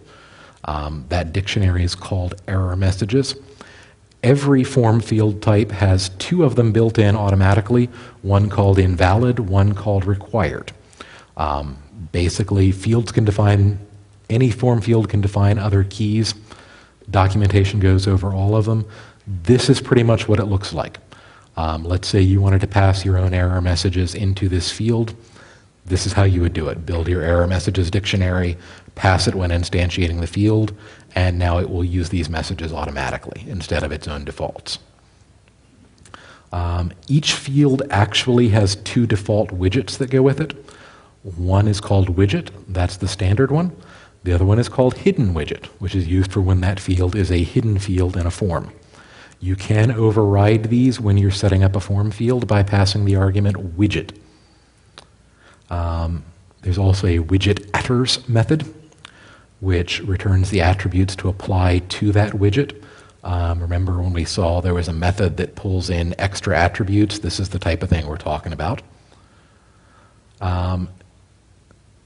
Keyword arguments on fields, there are some common ones that it's good to know about. Required lets you say basically whether the field is required. There's a label field that when you're outputting the form automatically, this is the label you're going to get in the HTML. There's a help text field that lets you, basically same as in the admin. So everybody used help text in the admin? Basically same thing there when you're outputting your form, that will show up for that field. There are two special field types that correspond to models. Model choice field, model multiple choice field. Model choice field is how you get basically a foreign key. Let someone choose a single instance of a model. Model multiple choice field is what you'd use for like a many-to-many field, where you need to choose multiple instances of a model. These are kind of special because choice fields all take a list of choices. These take a query set. They will return the actual object chosen from that field instead of any other Python type. Just as there's a multi-widget, there's also a multi-value field, which can wrap multiple fields into a single unit. Where multi-widget had that decompress method that could, say, split a date-time instance into a date and a time, multi-value field has a compress method that does exactly the opposite. Standard example there is split datetime field, which uses a split datetime widget. There's also localization. This was a really big win as of Django 1.2. We now have this whole built-in localization system that knows things like, in your locale, do we use commas or periods to group numbers? In your locale, how do we format a date? Do we put the month first? Do we put the day first? Do we put the year first? All of this information is available, and the form system is aware of it.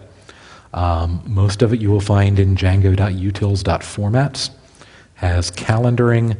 For the most part, you don't need to mess with it because all the form fields automatically pull it from the active locale. If you're writing your own custom forms, go look at the documentation for localization, see how the formatting tools work, take them into account when writing your own custom fields. It's never too early to start thinking about that stuff.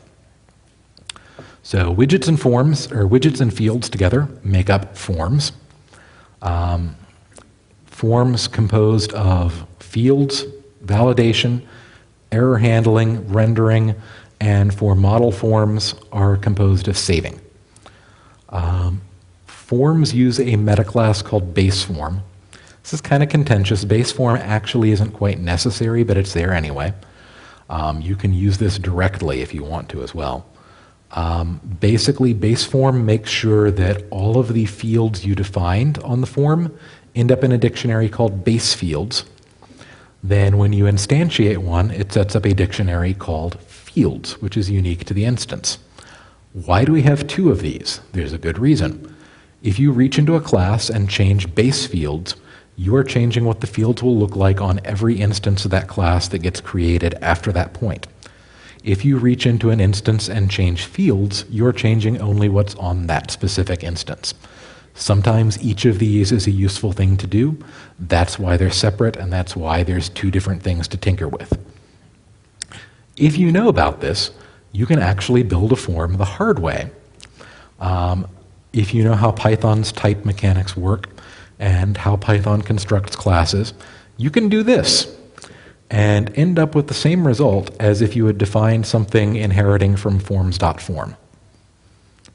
Not always a useful trick. Sometimes it is. I wrote a blog post a couple of years ago exploring a time when this is useful. I think it was called "So You Want a Dynamic Form." That would be the string to look for in Google. Form itself basically is set up to let you declare fields the same way as on models. There is a metaclass called declarative fields metaclass. This is how we ultimately get to base fields. One important thing to note, if you just instantiate base form directly, like in that previous example, you may not get the fields in the order you're expecting. If you subclass from form, declare your fields in the order you want them, Django will preserve that. This is because Django is able to do some tricky magic in the metaclass to keep track of what order the fields were instantiated in.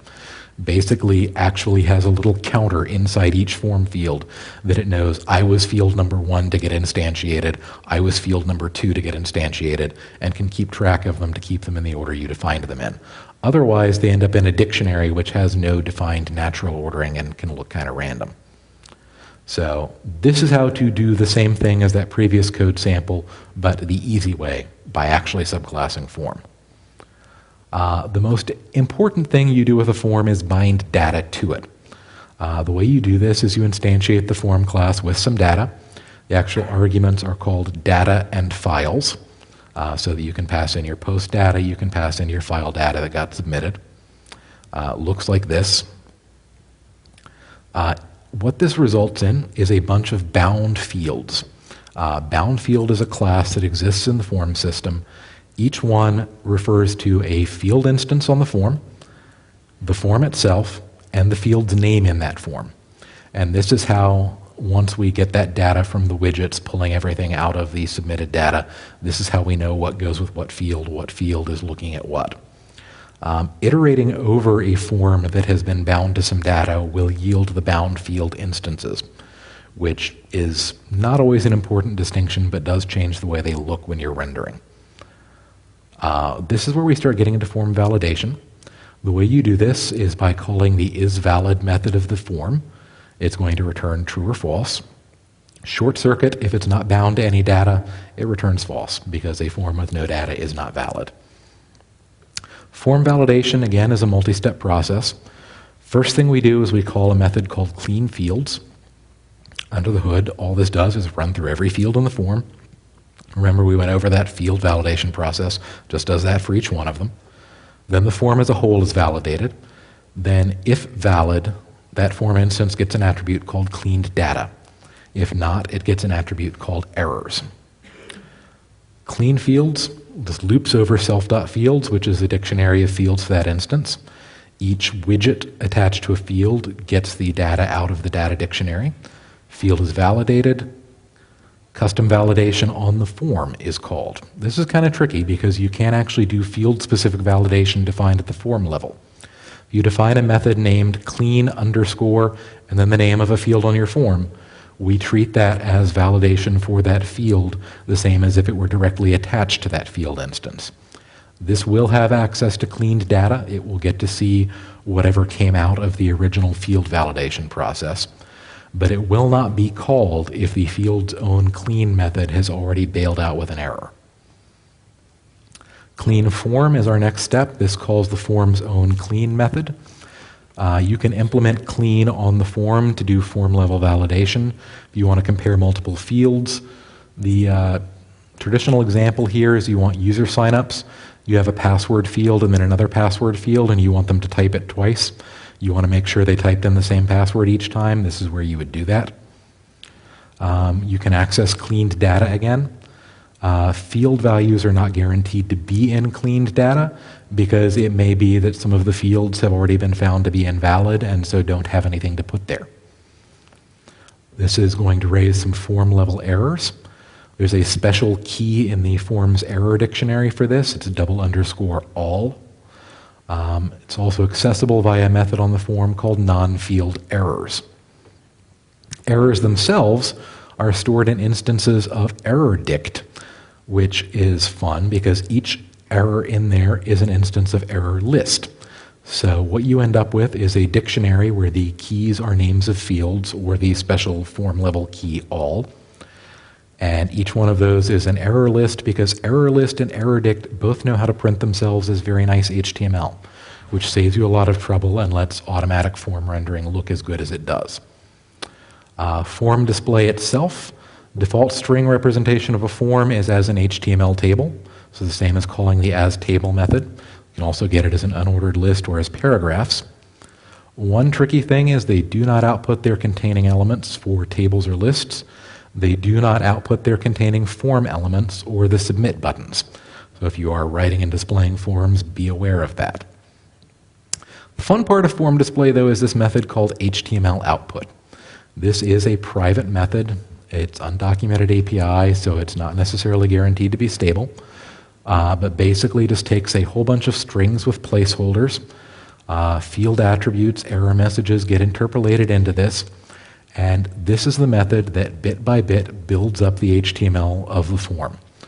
So if you ever want really fine-grained control that you can't get any other way, and I don't recommend doing this because there are other ways, this would be the method to go override. It's really kind of scary, unfortunately. So there are easier ways to fine-tune the displays. If you iterate over the form, you can get the bound field instances. They come out in the right order. Very easy to work with. You can customize, you can show, inspect that, get things like label, ID, bound values, whatever you want out of it for very nice form display. You can also use dictionary style access on the form. Using field names will get you back the bound field instances. So hopefully you should never have to go as low level as tinkering with the HTML output method, because you can just do this. By default, bound field uses the field zone defined widget, but it does have a method called asText, has a method called asTextArea, has a method called asHidden. So if for some reason you want to, on a per case basis, override what widget is being used without changing the definition of the form, this is a way you can do that when you're rendering it. There's also asWidget, which lets you supply whatever widget you want. Some other things you can do, there's an isMultipart method. I recommend calling this anytime you have a form you don't know about, because the form may need to have some additional HTML to accept file uploads. IsMultipart tells you whether you need that. There's also a visible fields and a hidden fields, which do pretty much what they seem like they should do. Hidden fields and visible fields are kind of a newish, like they've been around for several Django versions, but most people don't play with them. Has everybody here actually used hidden fields at some point in a form? Okay. I won't spend too much time going over the fact that those are kind of fun.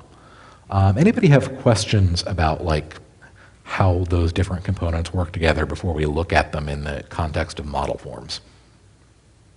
Yeah. What would be a good way of rendering a read-only field? You know what I mean? Of a read-only field? The good way to render that is not as an HTML form field, because there is no way in HTML to display a form field and disable it such that someone with Firebug or a web inspector couldn't go sneak data into it. What I mean is, because we have a widget that renders the form field and also another one that renders the hidden version of the field, I was wondering if there's a way of, preparing a widget just to show the content, not an actual HTML widget, just the content of the. I suppose you could write a widget that doesn't actually output any sort of form elements. Personally, I would just display the value. You can get that out of the bound field easily enough. Okay, so model forms, which is probably what a lot of people like and love and work with all the time. Model forms base class is base model form and uses yet another meta class, this time model form meta class.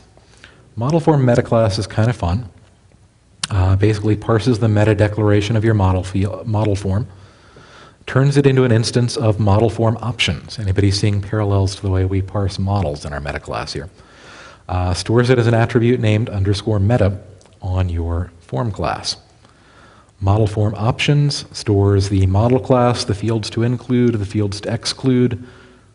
Hit the button too quickly. Also stores a dictionary of field names and widget instances to override the default widgets. Has everybody actually seen this feature? This was new a couple versions back. It's really, really handy.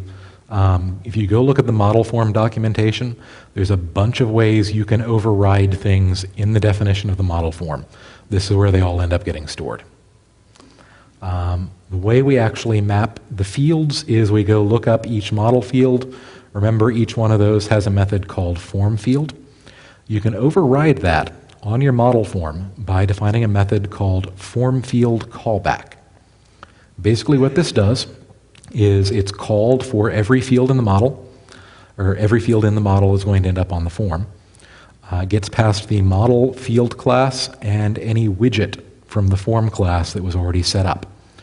What you're allowed to do there, you can just pass back that form field class if you want to by calling form field on the model field class, or you can go in and put whatever else you want. This is really handy if you don't want to spend a lot of time, like if you have a big form with a bunch of fields and you don't want to override each one of them individually, you can write a form field callback method and do it that way. Field values to go into the form. There's a method called model to dict. Uses each model field's value from object method. We had that a little while back in one of the examples of model introspection. There is some special case handling there for many-to-many fields. Validation of a model form actually uses the model's validation routines in addition to its own. Does not keep track of validation on any model fields that aren't in the form, and excludes any model fields which already have errors as a result of form validation. Saving a model form, there's two methods, save instance and construct instance. The reason that there's two methods is that sometimes we have an existing instance of the model that we're working with, sometimes we're about to create a new one. They're actually slightly different logic depending on which case we're in, so we have two methods for that. Each model field actually also has a method called save form data that gets a piece of data from the form and knows how to put that in as the value of that model field. File-based field saving has been deferred, basically because we want you to have the ability to choose where to save the file based on other field values in the model. So keep in mind that that's generally the last thing that happens during saving. Anybody have any questions about that? Hopefully, like, that makes a little bit of sense as to how a model form works now that you know all the components.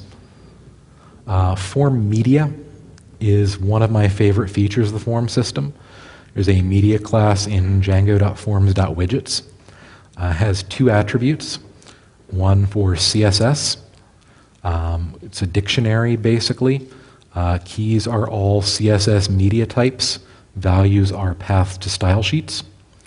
Also has a method called add CSS that you can use to stick those in there. Basically avoids adding duplicate style sheets. You can stick the same style sheet in there as many times as you want. It will only come back out once.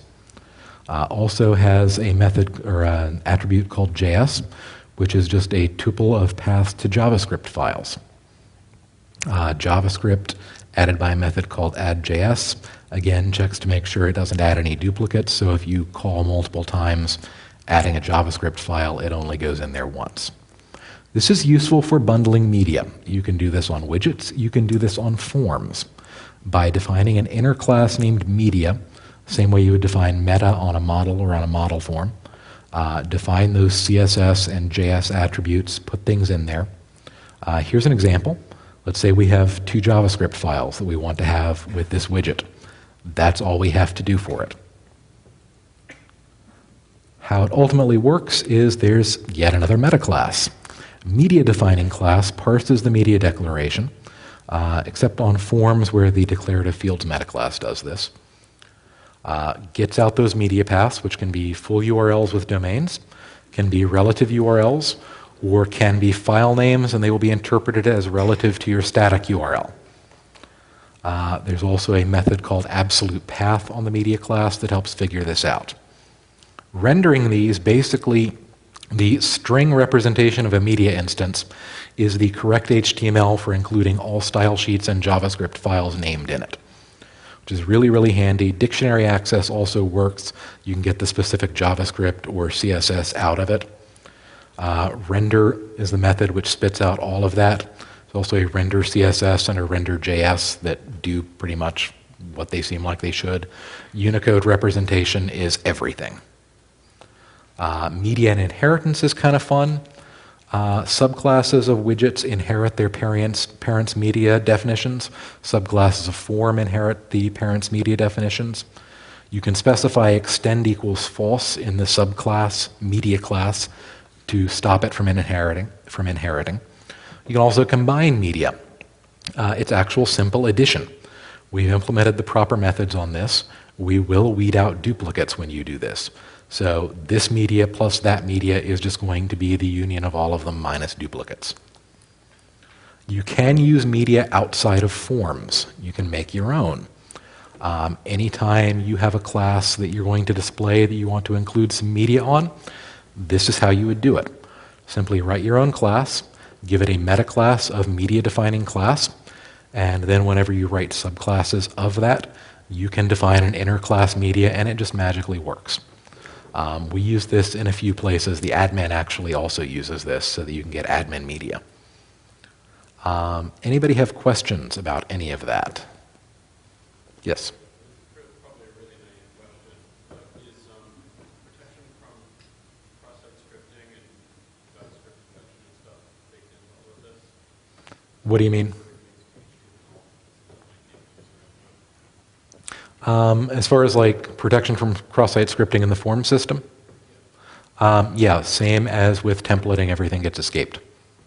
Anything that's not the developer, like your initial values that you supply as a developer, I think actually also are escaped. Basically, we don't treat anything as safe. Our view is that the world is out to get you, which usually it is. Okay, so remember I said this was going to be lighter and easier going forward since the ORM is big and scary. That's basically everything you need to know about the form system to be able to work with it effectively, even under the hood. So let's talk about templates. Major components of the template system. So the template class itself, tag and filter libraries, template loaders,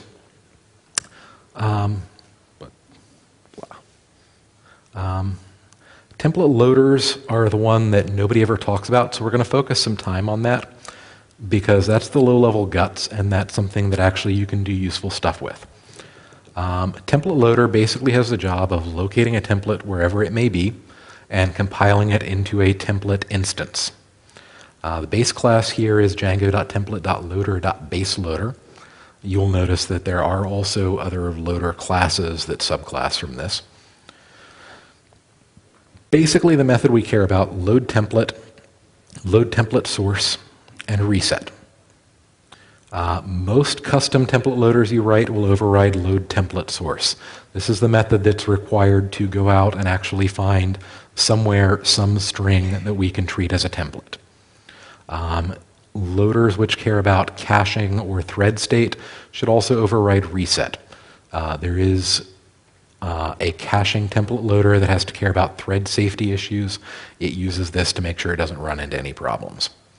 Load template source basically returns a tuple of two things. One is the template source, which is just a string. One is origin, which is, hey, where did you get that from? There's a file system loader, for example, searches through your template directories, returns the file path as the origin. App directories loader, same thing. There's an egg loader that looks inside Python egg files and returns the egg name as the origin. This is where you can get into other template languages, because a template is really just a method that defines, or is really just an object that defines this one method. We don't really care beyond that, whether it's Django template, Jinja template, Genshi template, anything you like. Which means if you can write a wrapper around your own template system that implements that method, and write a loader which knows how to go out and find a template from your template system and build this wrapper object, you can use any template system you want in Django. It's usually, I think, about 6 or 7 lines of code to use Jinja templates instead of Django templates by default. It's a little bit more to use Genshi or Mako or other systems like that.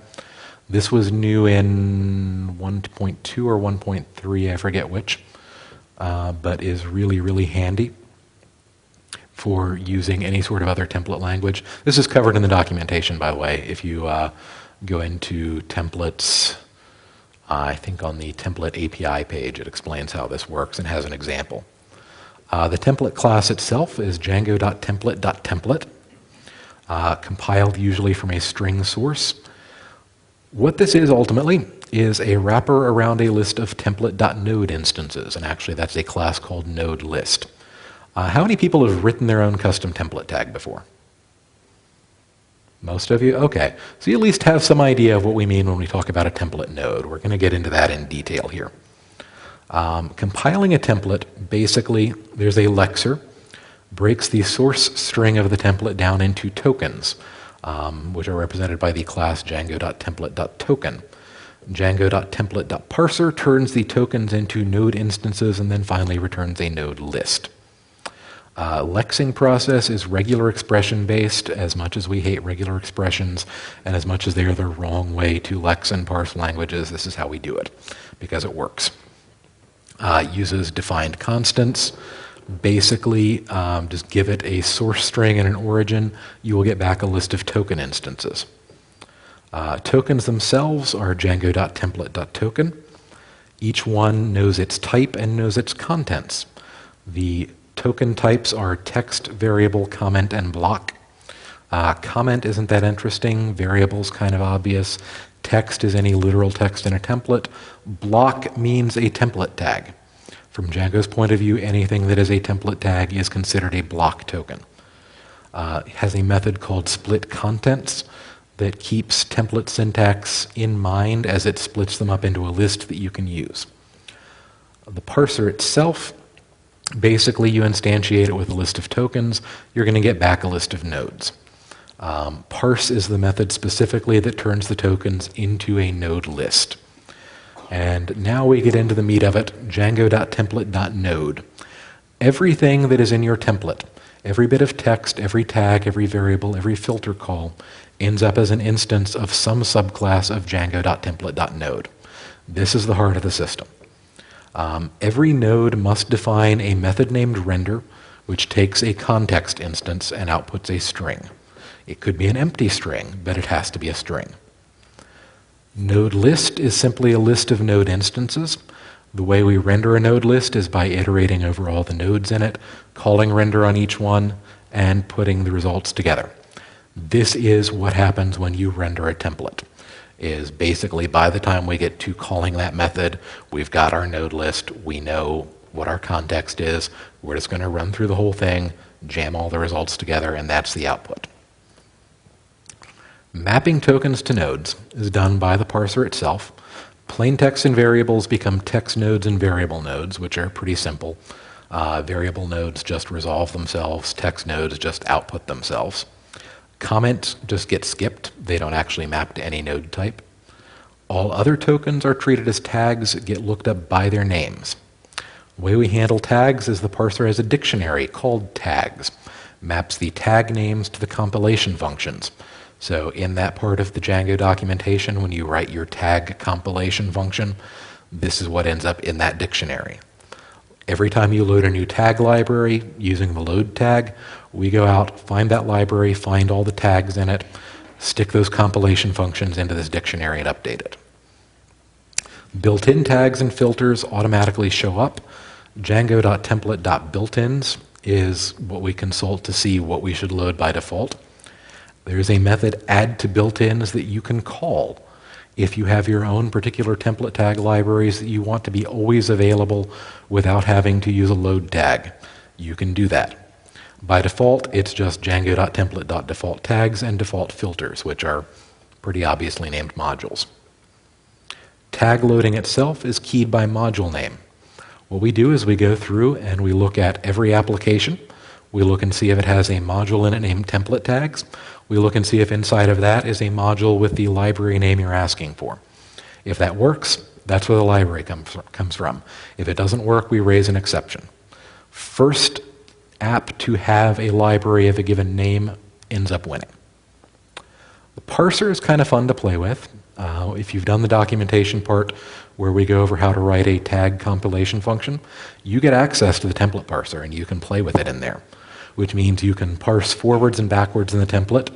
You can look for specific other tags in the template.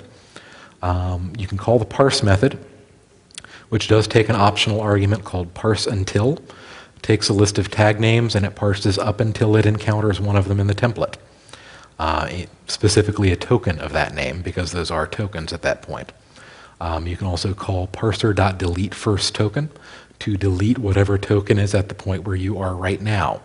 This is really useful for tags that have to have multiple parts and want to clean up after themselves after they've figured out what they're supposed to do. There's also a method called next token, which is usually what you do after parsing until something. Returns you the next token in the template. This is used by the for tag. Has anybody ever used the empty syntax on the for tag? This mimics some Python syntax. Basically, you can write your for loop, and then you can also write a clause called empty, which is what to do if whatever sequence you fed it didn't have anything in it. If is the same way. You get if else. Basically, this combination of parse until and then look at the next token, you find out, okay, I'm parsing an if tag. Am I seeing the else or am I seeing an end if? Basically lets you figure out whether to keep parsing or not. If you want a good look at this, go look at the Maybe not necessarily the if tag, because that's kind of scary. But look at the way the for loop is implemented in the Django template language and the built-in tags. You'll see a lot of fun little parser tricks you can do. You can also skip past, which takes a tag name and lets you go to just beyond the next time that occurs. The comment end comment syntax works this way. This is how we skip comments. When we see a comment tag, we just skip until we get past the next end comment tag in the template. Debugging. Debug equals true in your settings. We'll swap out the lexer and the parser for debugging versions, which can do some fun tricks. I think I've got a slide out of order here. Yeah, we'll talk about the debug parser in a minute, probably in about 3 slides, because I think I know what I did here. Things you can do while parsing. Your node classes can set an attribute called must-be-first. The extends tag does this. It is a syntax error for a node with this set on it to not be the first node in the template. The debugging parser uses enter command and exit command. These are methods that get called every time the parser begins or ends processing a tag. The debugging parser uses this because it cares about where it is, so that if there's an error, it can say, I hit this error inside this tag. You have access to this as well. You can use it for logging. You can use it to tweak parsing based on what type of tag you're in, all sorts of fun things. Template variables. Documentation covers this pretty well. It's variable node. Internally is wrapping something called filter expression. A filter expression is basically a variable name plus any filters that are being applied to it. Filter expression checks that all the filter names are valid, either built in or from a tag library that's been loaded. Wraps the variable in a variable instance, if possible, if necessary. Variable itself is what is responsible for actually resolving the variables. It also understands getText syntax. Did you know you can use the little underscore parentheses syntax in a template and translate things automatically inside a variable? We support this out of the box. We also support numeric literals, both floats and integers, and some scientific notation and some other kind of weird things that if you go read the way a variable tries to resolve itself, you will see. But really, all of the meat happens in context. Who here thought context was a dictionary? Nope. Context is actually a stack of dictionaries. And there's a reason for this. Gives us fall-through lookup semantics. Whenever we are going through a context, lots of tags, in particular the for loops, will push new dictionaries onto the top. The way we resolve a variable is we look in the topmost dictionary on the stack. If we don't find it, we look in the next one down, next one down, next one down. Eventually we error out. This is really important, even though it sometimes slows down processing a little bit, because it means a tag like the for loop can set all of the special variables that it wants to set. What iteration are we on? Are we on the first? Are we on the last? Can set all of these variables safely in the context, and as soon as it finishes processing, it can pop that top dictionary off the context stack, and those variables go away. The with tag does this. Anytime you use with and end with, when you hit the with tag, we pop a new dictionary onto the context, put that variable in there. When we hit the end with, we take that dictionary off the stack, all those variables go away. This lets template tags create temporary variables in the context that you may or may not need. For loop needs it, with needs it, and then safely clean up after themselves. So there are some tricks you can do with this. Context has a method called push. New variables, as they're being set, are added in whatever is the topmost dictionary. You can pop that back off, and all those variables go away. There's also a render context. So it's added fairly recently. Render context is thread safe. It's there for nodes which need to save state from one moment to the next. And this happens sometimes that when a node is instantiated, it needs to care about some state that will be retrieved later when it's actually being rendered. Render context is also a stack of dictionaries. Only the topmost actually gets checked for variable resolution. And there is a render context attached to each and every context instance in Django. So basically every time you render a template, you get one of these, and any template tags that need to store state but may run into thread safety issues can take advantage of that. New dictionary gets pushed onto the top at the start of each render call, popped off at the end. Auto-escaping is also, oddly enough, as we'll see in a minute, part of the context. By default, as everybody knows, every variable in a Django template is escaped. There's a filter called safe that turns this off. There's also an auto-escape tag that can turn this on or off. There's also an auto-escape attribute on a context instance. I don't recommend you ever do this, but you can actually set that to false and turn off auto-escaping on a per context basis. For the most part, that's everything you need to know under the hood of the template system. Unless there are any questions or anybody has something they thought I missed. Anybody still confused about how templates work? Yeah. Could you describe some best practices or some pitfalls of using safe? You see people that are using it just way too much, or Honestly, I haven't seen people using it too much because the first time they encounter auto-escaping and they realize what it's there for, they actually stop and read a bit. I've never seen people overusing safe or, just turning off all auto-escaping to get around it and then getting owned by something. I'd like to think this has been a pretty successful thing. Personally, I don't use safe all that much. I think, actually I had to, in an application fairly recently where I knew that the only strings it was dealing with were being supplied through the admin by people we trusted. I marked them as safe, but I think that's the first time in a couple of years that I'd marked a string as safe. I just normally auto-escape everything. So, any other questions about the template system? Okay. Yep.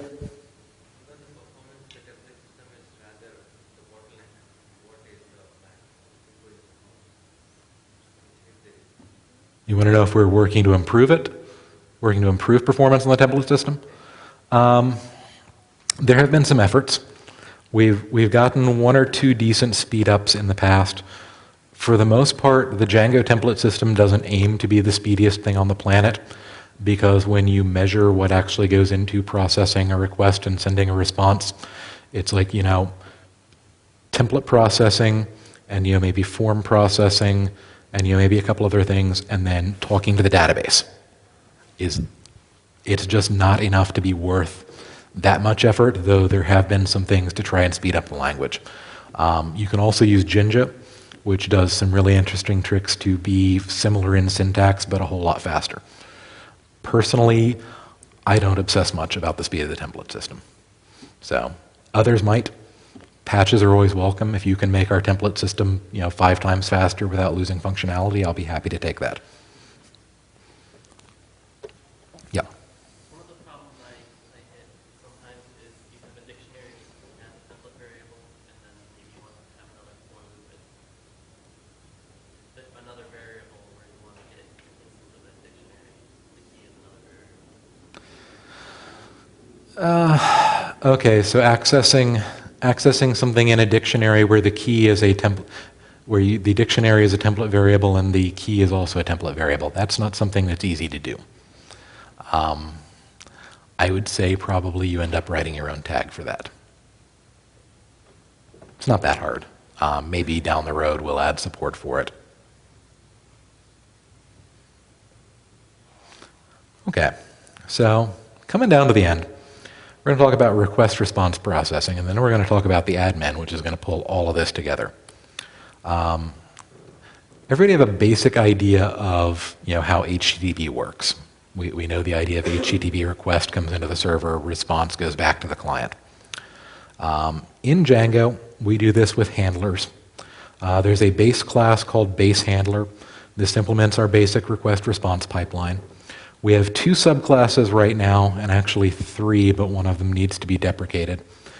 We also have a mod Python, which is deprecated, and we have WSGI, which going forward is going to be the standard request response handler for Django, because really there's no reason to be running Python web applications under anything other than WSGI. Basically, the call method of the handler, it is a callable object, is the entry point for Django. This is where Django starts. That method loads the middleware, initializes an HTTP request object, and then calls the getResponse method of the handler. GetResponse is what the handler subclasses usually, I think mod Python overrides it, but WSGI doesn't, or the other way around. Middleware loading is done in a method called loadMiddleware. Populates attributes for the request, response, view, and exception middlewares. We initiate our HTTP request. Base class is django.http.http request. Again, we have subclasses, one for mod Python, one for WSGI. Going forward, there will only be the WSGI one. If you're using mod Python for some reason, and if you are, please stop. There is an attribute on the request object called REQ with an underscore in front of it. That's the raw mod Python request object. If you are using WSGI, as you should be, and if you're not, start using it. There's an attribute called environ, which is the WSGI environment in which Django was invoked. So if you ever need to access that low-level stuff, it's in there. GetResponse is where all of Django's processing actually happens. First thing we do is we apply our request middleware, resolve the URL, apply the view middleware, call the view, apply the response middleware, and hopefully return a response. This is all covered in the documentation, but now we're going to go into actually how it works. So we need to resolve a URL. Django.core.urlresolvers.setURLconf sets the root URL configuration. This is thread local. We get this basically from root URLconf, but you can override it if you need to. Regex URL resolver is the class that actually performs the resolution. That class is kind of funny. You instantiate it with the string name of your root URL configuration and call resolve, passing in a URL path to resolve it. It will return a tuple of view, positional arguments, keyword arguments, or it will raise URL resolvers.resolver404, which is a subclass of Django's own HTTP 404 exception and will be handled correctly if you raise it. Basically what this does is goes through a list of regex URL patterns, which when you set up your URLs and you call that little patterns and pass it a list of stuff, this is what you're creating. Each one of them represents a single URL pattern. Each one of them has a resolve method which takes a path. Each one of them says, do I match this path? And returns a tuple of the view, positional arguments, and keyword arguments if it does. Resolution errors basically go through resolver 404. The handler will detect this. If it sees a 404, it will call the resolver's resolve 404 method. This also works if you raise an HTTP 404 from the view. 404 handlers are specified by the root URL conf of your project. You can set an attribute called handler 404. The value of this should be the complete path to a view. By default, it's django.views.default.page.not-found. Probably you don't need to change that. Hopefully, once we've resolved this, gotten past a URL and gotten a view, how does a view work? Django views have exactly 3 requirements. 1, they have to be callable objects, which means they can be functions or they can be callable classes. 2, they have to accept an HTTP request as their first positional argument. 3, they have to either return an HTTP response or raise an exception. That is literally the definition of a Django view. You don't have to do anything else beyond that. Simple views are just Python functions, and in fact, most of the views you've probably written are just Python functions. 95% maybe of views in the wild. Class-based views are a possibility. This is simply an instance, a class whose instances implement the special method call, which lets you call them. Basic support for this was added in Django 1.3 for making it really, really easy to write your own class-based views. The base class for that is django.views.generic.view. What this does is implements the basic callable mechanism and implements dispatch on HTTP methods. So, for example, if you have methods named get, post, update, delete, depending on the HTTP request method, those methods will get invoked. View also implements a method called asView, which is what actually returns you a callable object that you can put in your URL conf. Some of this is covered in the documentation. Unfortunately, it's not that great yet, but I'm working on it. Class-based generic views were added. Basically, it's a whole system with a bunch of subclasses and mix-ins. For the most part, you just figure out which subclasses you want, subclass them, declare some attributes and some methods to control their behavior. For example, if you subclass the object list generic view, you define a method on it called getQuerySet that defines the query set it will pull the list of objects out of. A lot of it is just that simple. There are also other class-based views in Django. One object can be multiple views. One object can provide its own URL patterns and do its own internal URL dispatch. This is actually how the admin works, as we're going to see in a minute. Ultimately, the goal is return an HTTP response. Again, this lives in Django.http.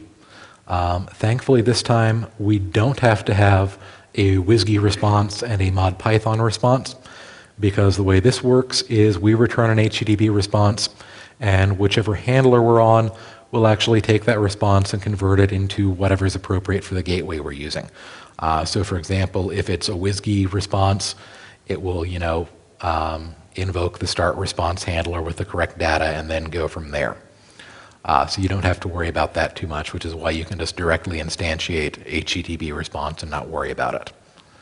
HTTP response itself, however, does have subclasses for different status codes.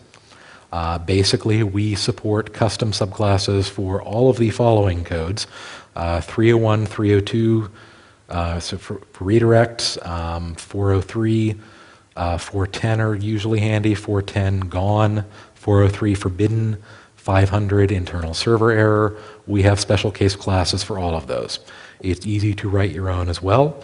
Just subclass HTTP response and change the attribute status code to what you want it to be. The way we handle errors there is most exceptions will cause the exception middleware to be invoked and applied. One exception to that is we do not trap system exit. This is an important thing in Python programming. We never trap system exit. Python programs that try to do that are bad. Exceptions to our exception policy are anything raised during the exception handler will not, or during the exception middleware will not be necessarily handled by exception middleware. Any exception raised in a 404 handler will not be handled by exception middleware. Ultimately, where we end up is in the HTTP handler's method handle uncaught exception. What that will do is look up the attribute handler 500 on your root URL configuration. By default, this is the view django.views.defaults.server error. This deliberately uses an empty context and the template 500.html. We've had people ask before about this, adding something to the context there. The basic assumption is, in this view, we know something has gone wrong. We don't get to know in advance what's going to go wrong. We're not going to trust that any part of Django works. We're simply going to spit this back out with an empty context and say, it's up to you to say internal server error, we're checking our logs. Middleware can do some of this stuff. Basically, middleware methods, request middleware, view middleware, and so on. Each one of those can modify the request or response as appropriate, depending on what they get. They can return none, or they can return an HTTP response. This is a fun thing because if a middleware returns an HTTP response, it can short-circuit the rest of the pipeline. As soon as we see a response object come out of a middleware, we just stop processing and return it. They can also raise an exception, in which case we will short-circuit out of the rest of the request processing and go straight into exception handling. So you can, if you want to, use middleware to just completely short-circuit the process of handling a request in Django. Middleware calls basically process request middleware methods get called just before URL resolution takes place. Process view methods get called just after that. Process response gets called just after the handler's getResponse method finishes. And exceptions obviously shortcut straight into process exception whenever they happen. There are also some signals that get sent. There's a request started signal. There's a request finished signal. There's a got request exception signal. So if for some reason you want to do processing that's not in middleware, or just listen for or log these sorts of things, you can listen to these signals and do it. That's basically as in-depth as we can go into HTTP request response in Django and middleware and URL resolution. If you want to, you can read the code. It doesn't get a whole lot more complicated than that. Anybody have specific questions about it? Yeah. A question about the class-based views. Yeah. Have you gotten it sort of plays nice with decorators for? That's an ongoing issue. So the question is class-based views and decorators. And there's a problem because the way you decorate a function in Python is different from the way you decorate a bound method of a class. Right now, there's some debate. I don't think we actually have a unified handler yet, but I believe we do have tools so that either way you can decorate things. I just don't think we have a simple, it all works one way system yet. So that is something to be aware of when you're writing a class-based view. If you need to decorate it, you need to change how you decorate it because it's a class-based view. Yep. When you have a set of code you want to execute only on the application launch, Like when the server first starts up, there is nothing in Django for that, pretty deliberately, because ideally your server is going to be cycling processes in and out, and every request should be the same as every other. So Django does not provide a mechanism for that. In general, there's some things you can do that, like, if you have a particular module that does something, you can have it check when it's first imported, hey, has this cache been set up, or has this data structure been populated? And if not, do that.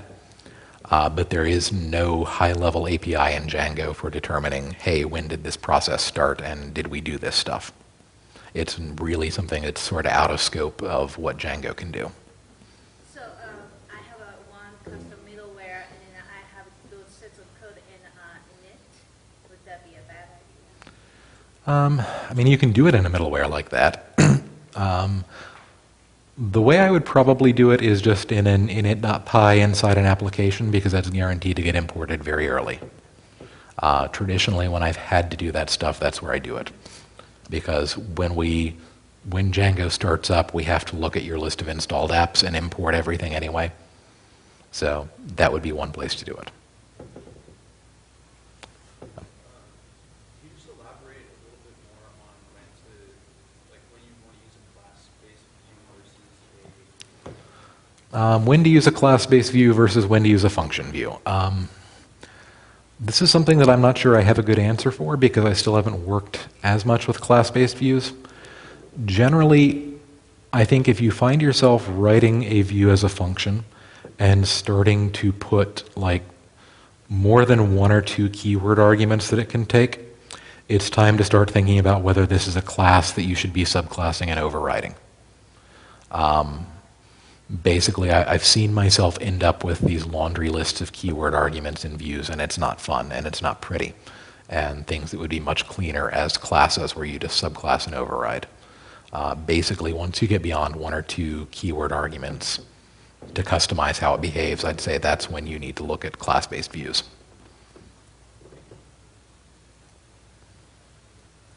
Yep. The request object passed to a view has a ton of useful information. Yeah. The metadata that comes from Apache. Any best practices? I did one thing because instead of having to pass that request object to every method that you call inside your view on the model, because I was doing it for logging. Yeah. Is there any best practices to avoid doing that? What I did is I wrote middleware to copy that request object into thread locals. stored. I wonder if that a good or a bad thing, but it meant I didn't have to pass the request object in the signature of every method called from the view. Okay, so the question is how to avoid, having to write a bunch of methods and functions that all take a request object and having to pass it all over the place. Or maybe that lot. I may be the wrong person to ask about this. I am the reason that the original wiki page on thread local storage of requests got blanked and then locked, because I have been on such a crusade against that. Personally, my opinion is that it's not a bad thing to be explicitly declaring that you take a request and explicitly passing it around. It is more work, but I would rather, the way I do things, I would prefer to see the request, where it's going, where it's being passed around, rather than put it into storage and be accessing it and not know where it's being accessed. I like to be able to watch that control flow. So personally, I wouldn't do it. Ask a different, committer, you may get a different response. Anything else on request response? Okay, last section, the admin. Mostly we're going to talk about this because it's something that people seem to care a lot about. I don't know why. They think it's some sort of cool feature. This is basically everything we've talked about is relevant here. Admin basically is made up of admin site, which is a class that represents your admin interface, knows which models and which actions are registered with it, and you can have multiple admin sites active on a single Django installation. I've done this. It works. It's not the best thing in the world, but it works. Admin site basically has a property called URLs that delegates to a method called getURLs. This is how the admin site, when I mentioned class-based views earlier, I said, a class-based view can do its own URL resolution.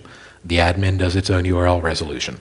You will actually see, if you look in there, the same import and URL patterns equals and all that stuff that you would see normally in a urls.py is being done in this getURLs method. Auth checks on it for login, logout, everything are implemented as methods on admin site. But otherwise, everything happens in model admin. Model admin is where the good stuff is. High level, this provides admin options and acts as a set of class-based views, which is kind of fun because a model admin is one object that happens to implement a bunch of different views. It also uses the media defining class metaclass. So if you want to, you can define an intermediate class on an admin. Has a lot of class attributes for customization. They're all listed in the documentation. You can override templates, you can override forms, you can override form fields. Again, Django's documentation covers most of this, but not all of it. So we'll mention a few things. You can override these attributes on a model admin, add form template, change list template, and so on. Changes the templates that that particular model admin will use.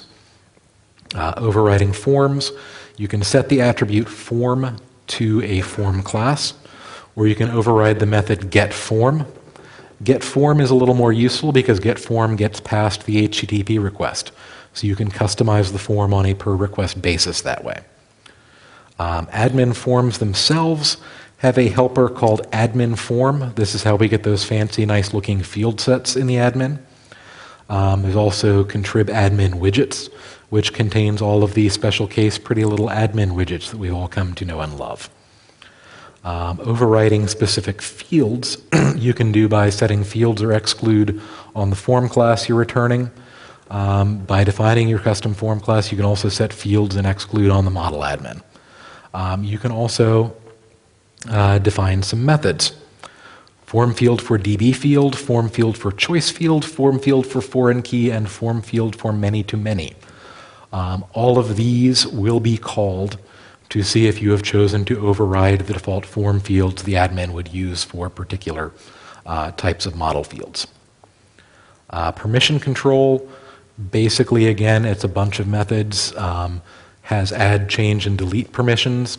There's a getModelPerms method, which basically looks for a whole set of permissions. The other fun thing that people don't always realize is you can do this in the method that gets the query set for the admin. Because again, you get access to the HTTP request, which means that not only can you customize the form on a per request basis, you can customize what objects you're willing to show. Logging happens in the admin. If you've ever looked at that, view history of something, method called log addition, method called log change, and a method called construct change message. These are the methods on model admin that actually output the log objects that you then see on the object history and in your sidebar. So you can fiddle with those if you want to. There's also a log deletion. The views themselves are add view, change view, delete view, history view, response add, response change, both of which are kind of funny. Response add and response change are actually where most of the add and change machinery happen, even though there's add view and change view. I forget off the top of my head why those are different, but there is a reason for it. Then finally there is change list. And if you've ever looked at this, this is the scary one. Django.contrib.admin.views.main.changelist. The fact that it's there tells you that it's not part of model admin. This is code that goes back to about 2007, maybe 2006. It is the last bit of truly legacy code in the admin, which is kind of funny because it was originally part of something called new admin back the first time we refactored it. ChangeList is a gigantic, scary class that basically, whenever you are looking at a list of objects in the admin, you are looking at a change list. This is what implements all of the filtering and searching and all of those options you declare on the model admin for what fields to show. Everything that happens there happens in ChangeList. I don't recommend ever reading it. It's not code that will make you a better programmer. It's not code that will teach you much more about Django, except to see how bad we were at this back in like 2007. You can look at it if you want to, but if you ever need to know it, that's where ChangeList comes from. Modeladmin.getChangeList is a method that can override that. Unless you are clinically insane, you probably should not be writing your own ChangeList. That's pretty much the admin. If anybody has questions about that, yeah. I'm going to struggle to phrase this very well, but there's some sort of the admin pages that are generated. Do they use the same mechanism as the new? There's some mechanism for generating admin-like pages. That's fairly new to what I'm talking about. Not off the top of my head. I'll figure out. Okay. Okay, yeah, if you figure it out, feel free to come find me later and ask me about it. Okay. Yeah. Is there any support for making the admin reusable so that you can put it inside the view? Not really. He's asking about reusing the admin inside other views. If you want to, like, you can always call this stuff. Like, if you know the methods on model admin, you can.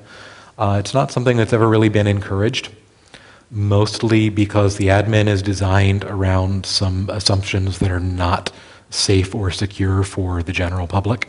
The admin is designed around the assumption that everybody using it is someone you know and trust and have given permission to. And those assumptions are not safe for general purpose views.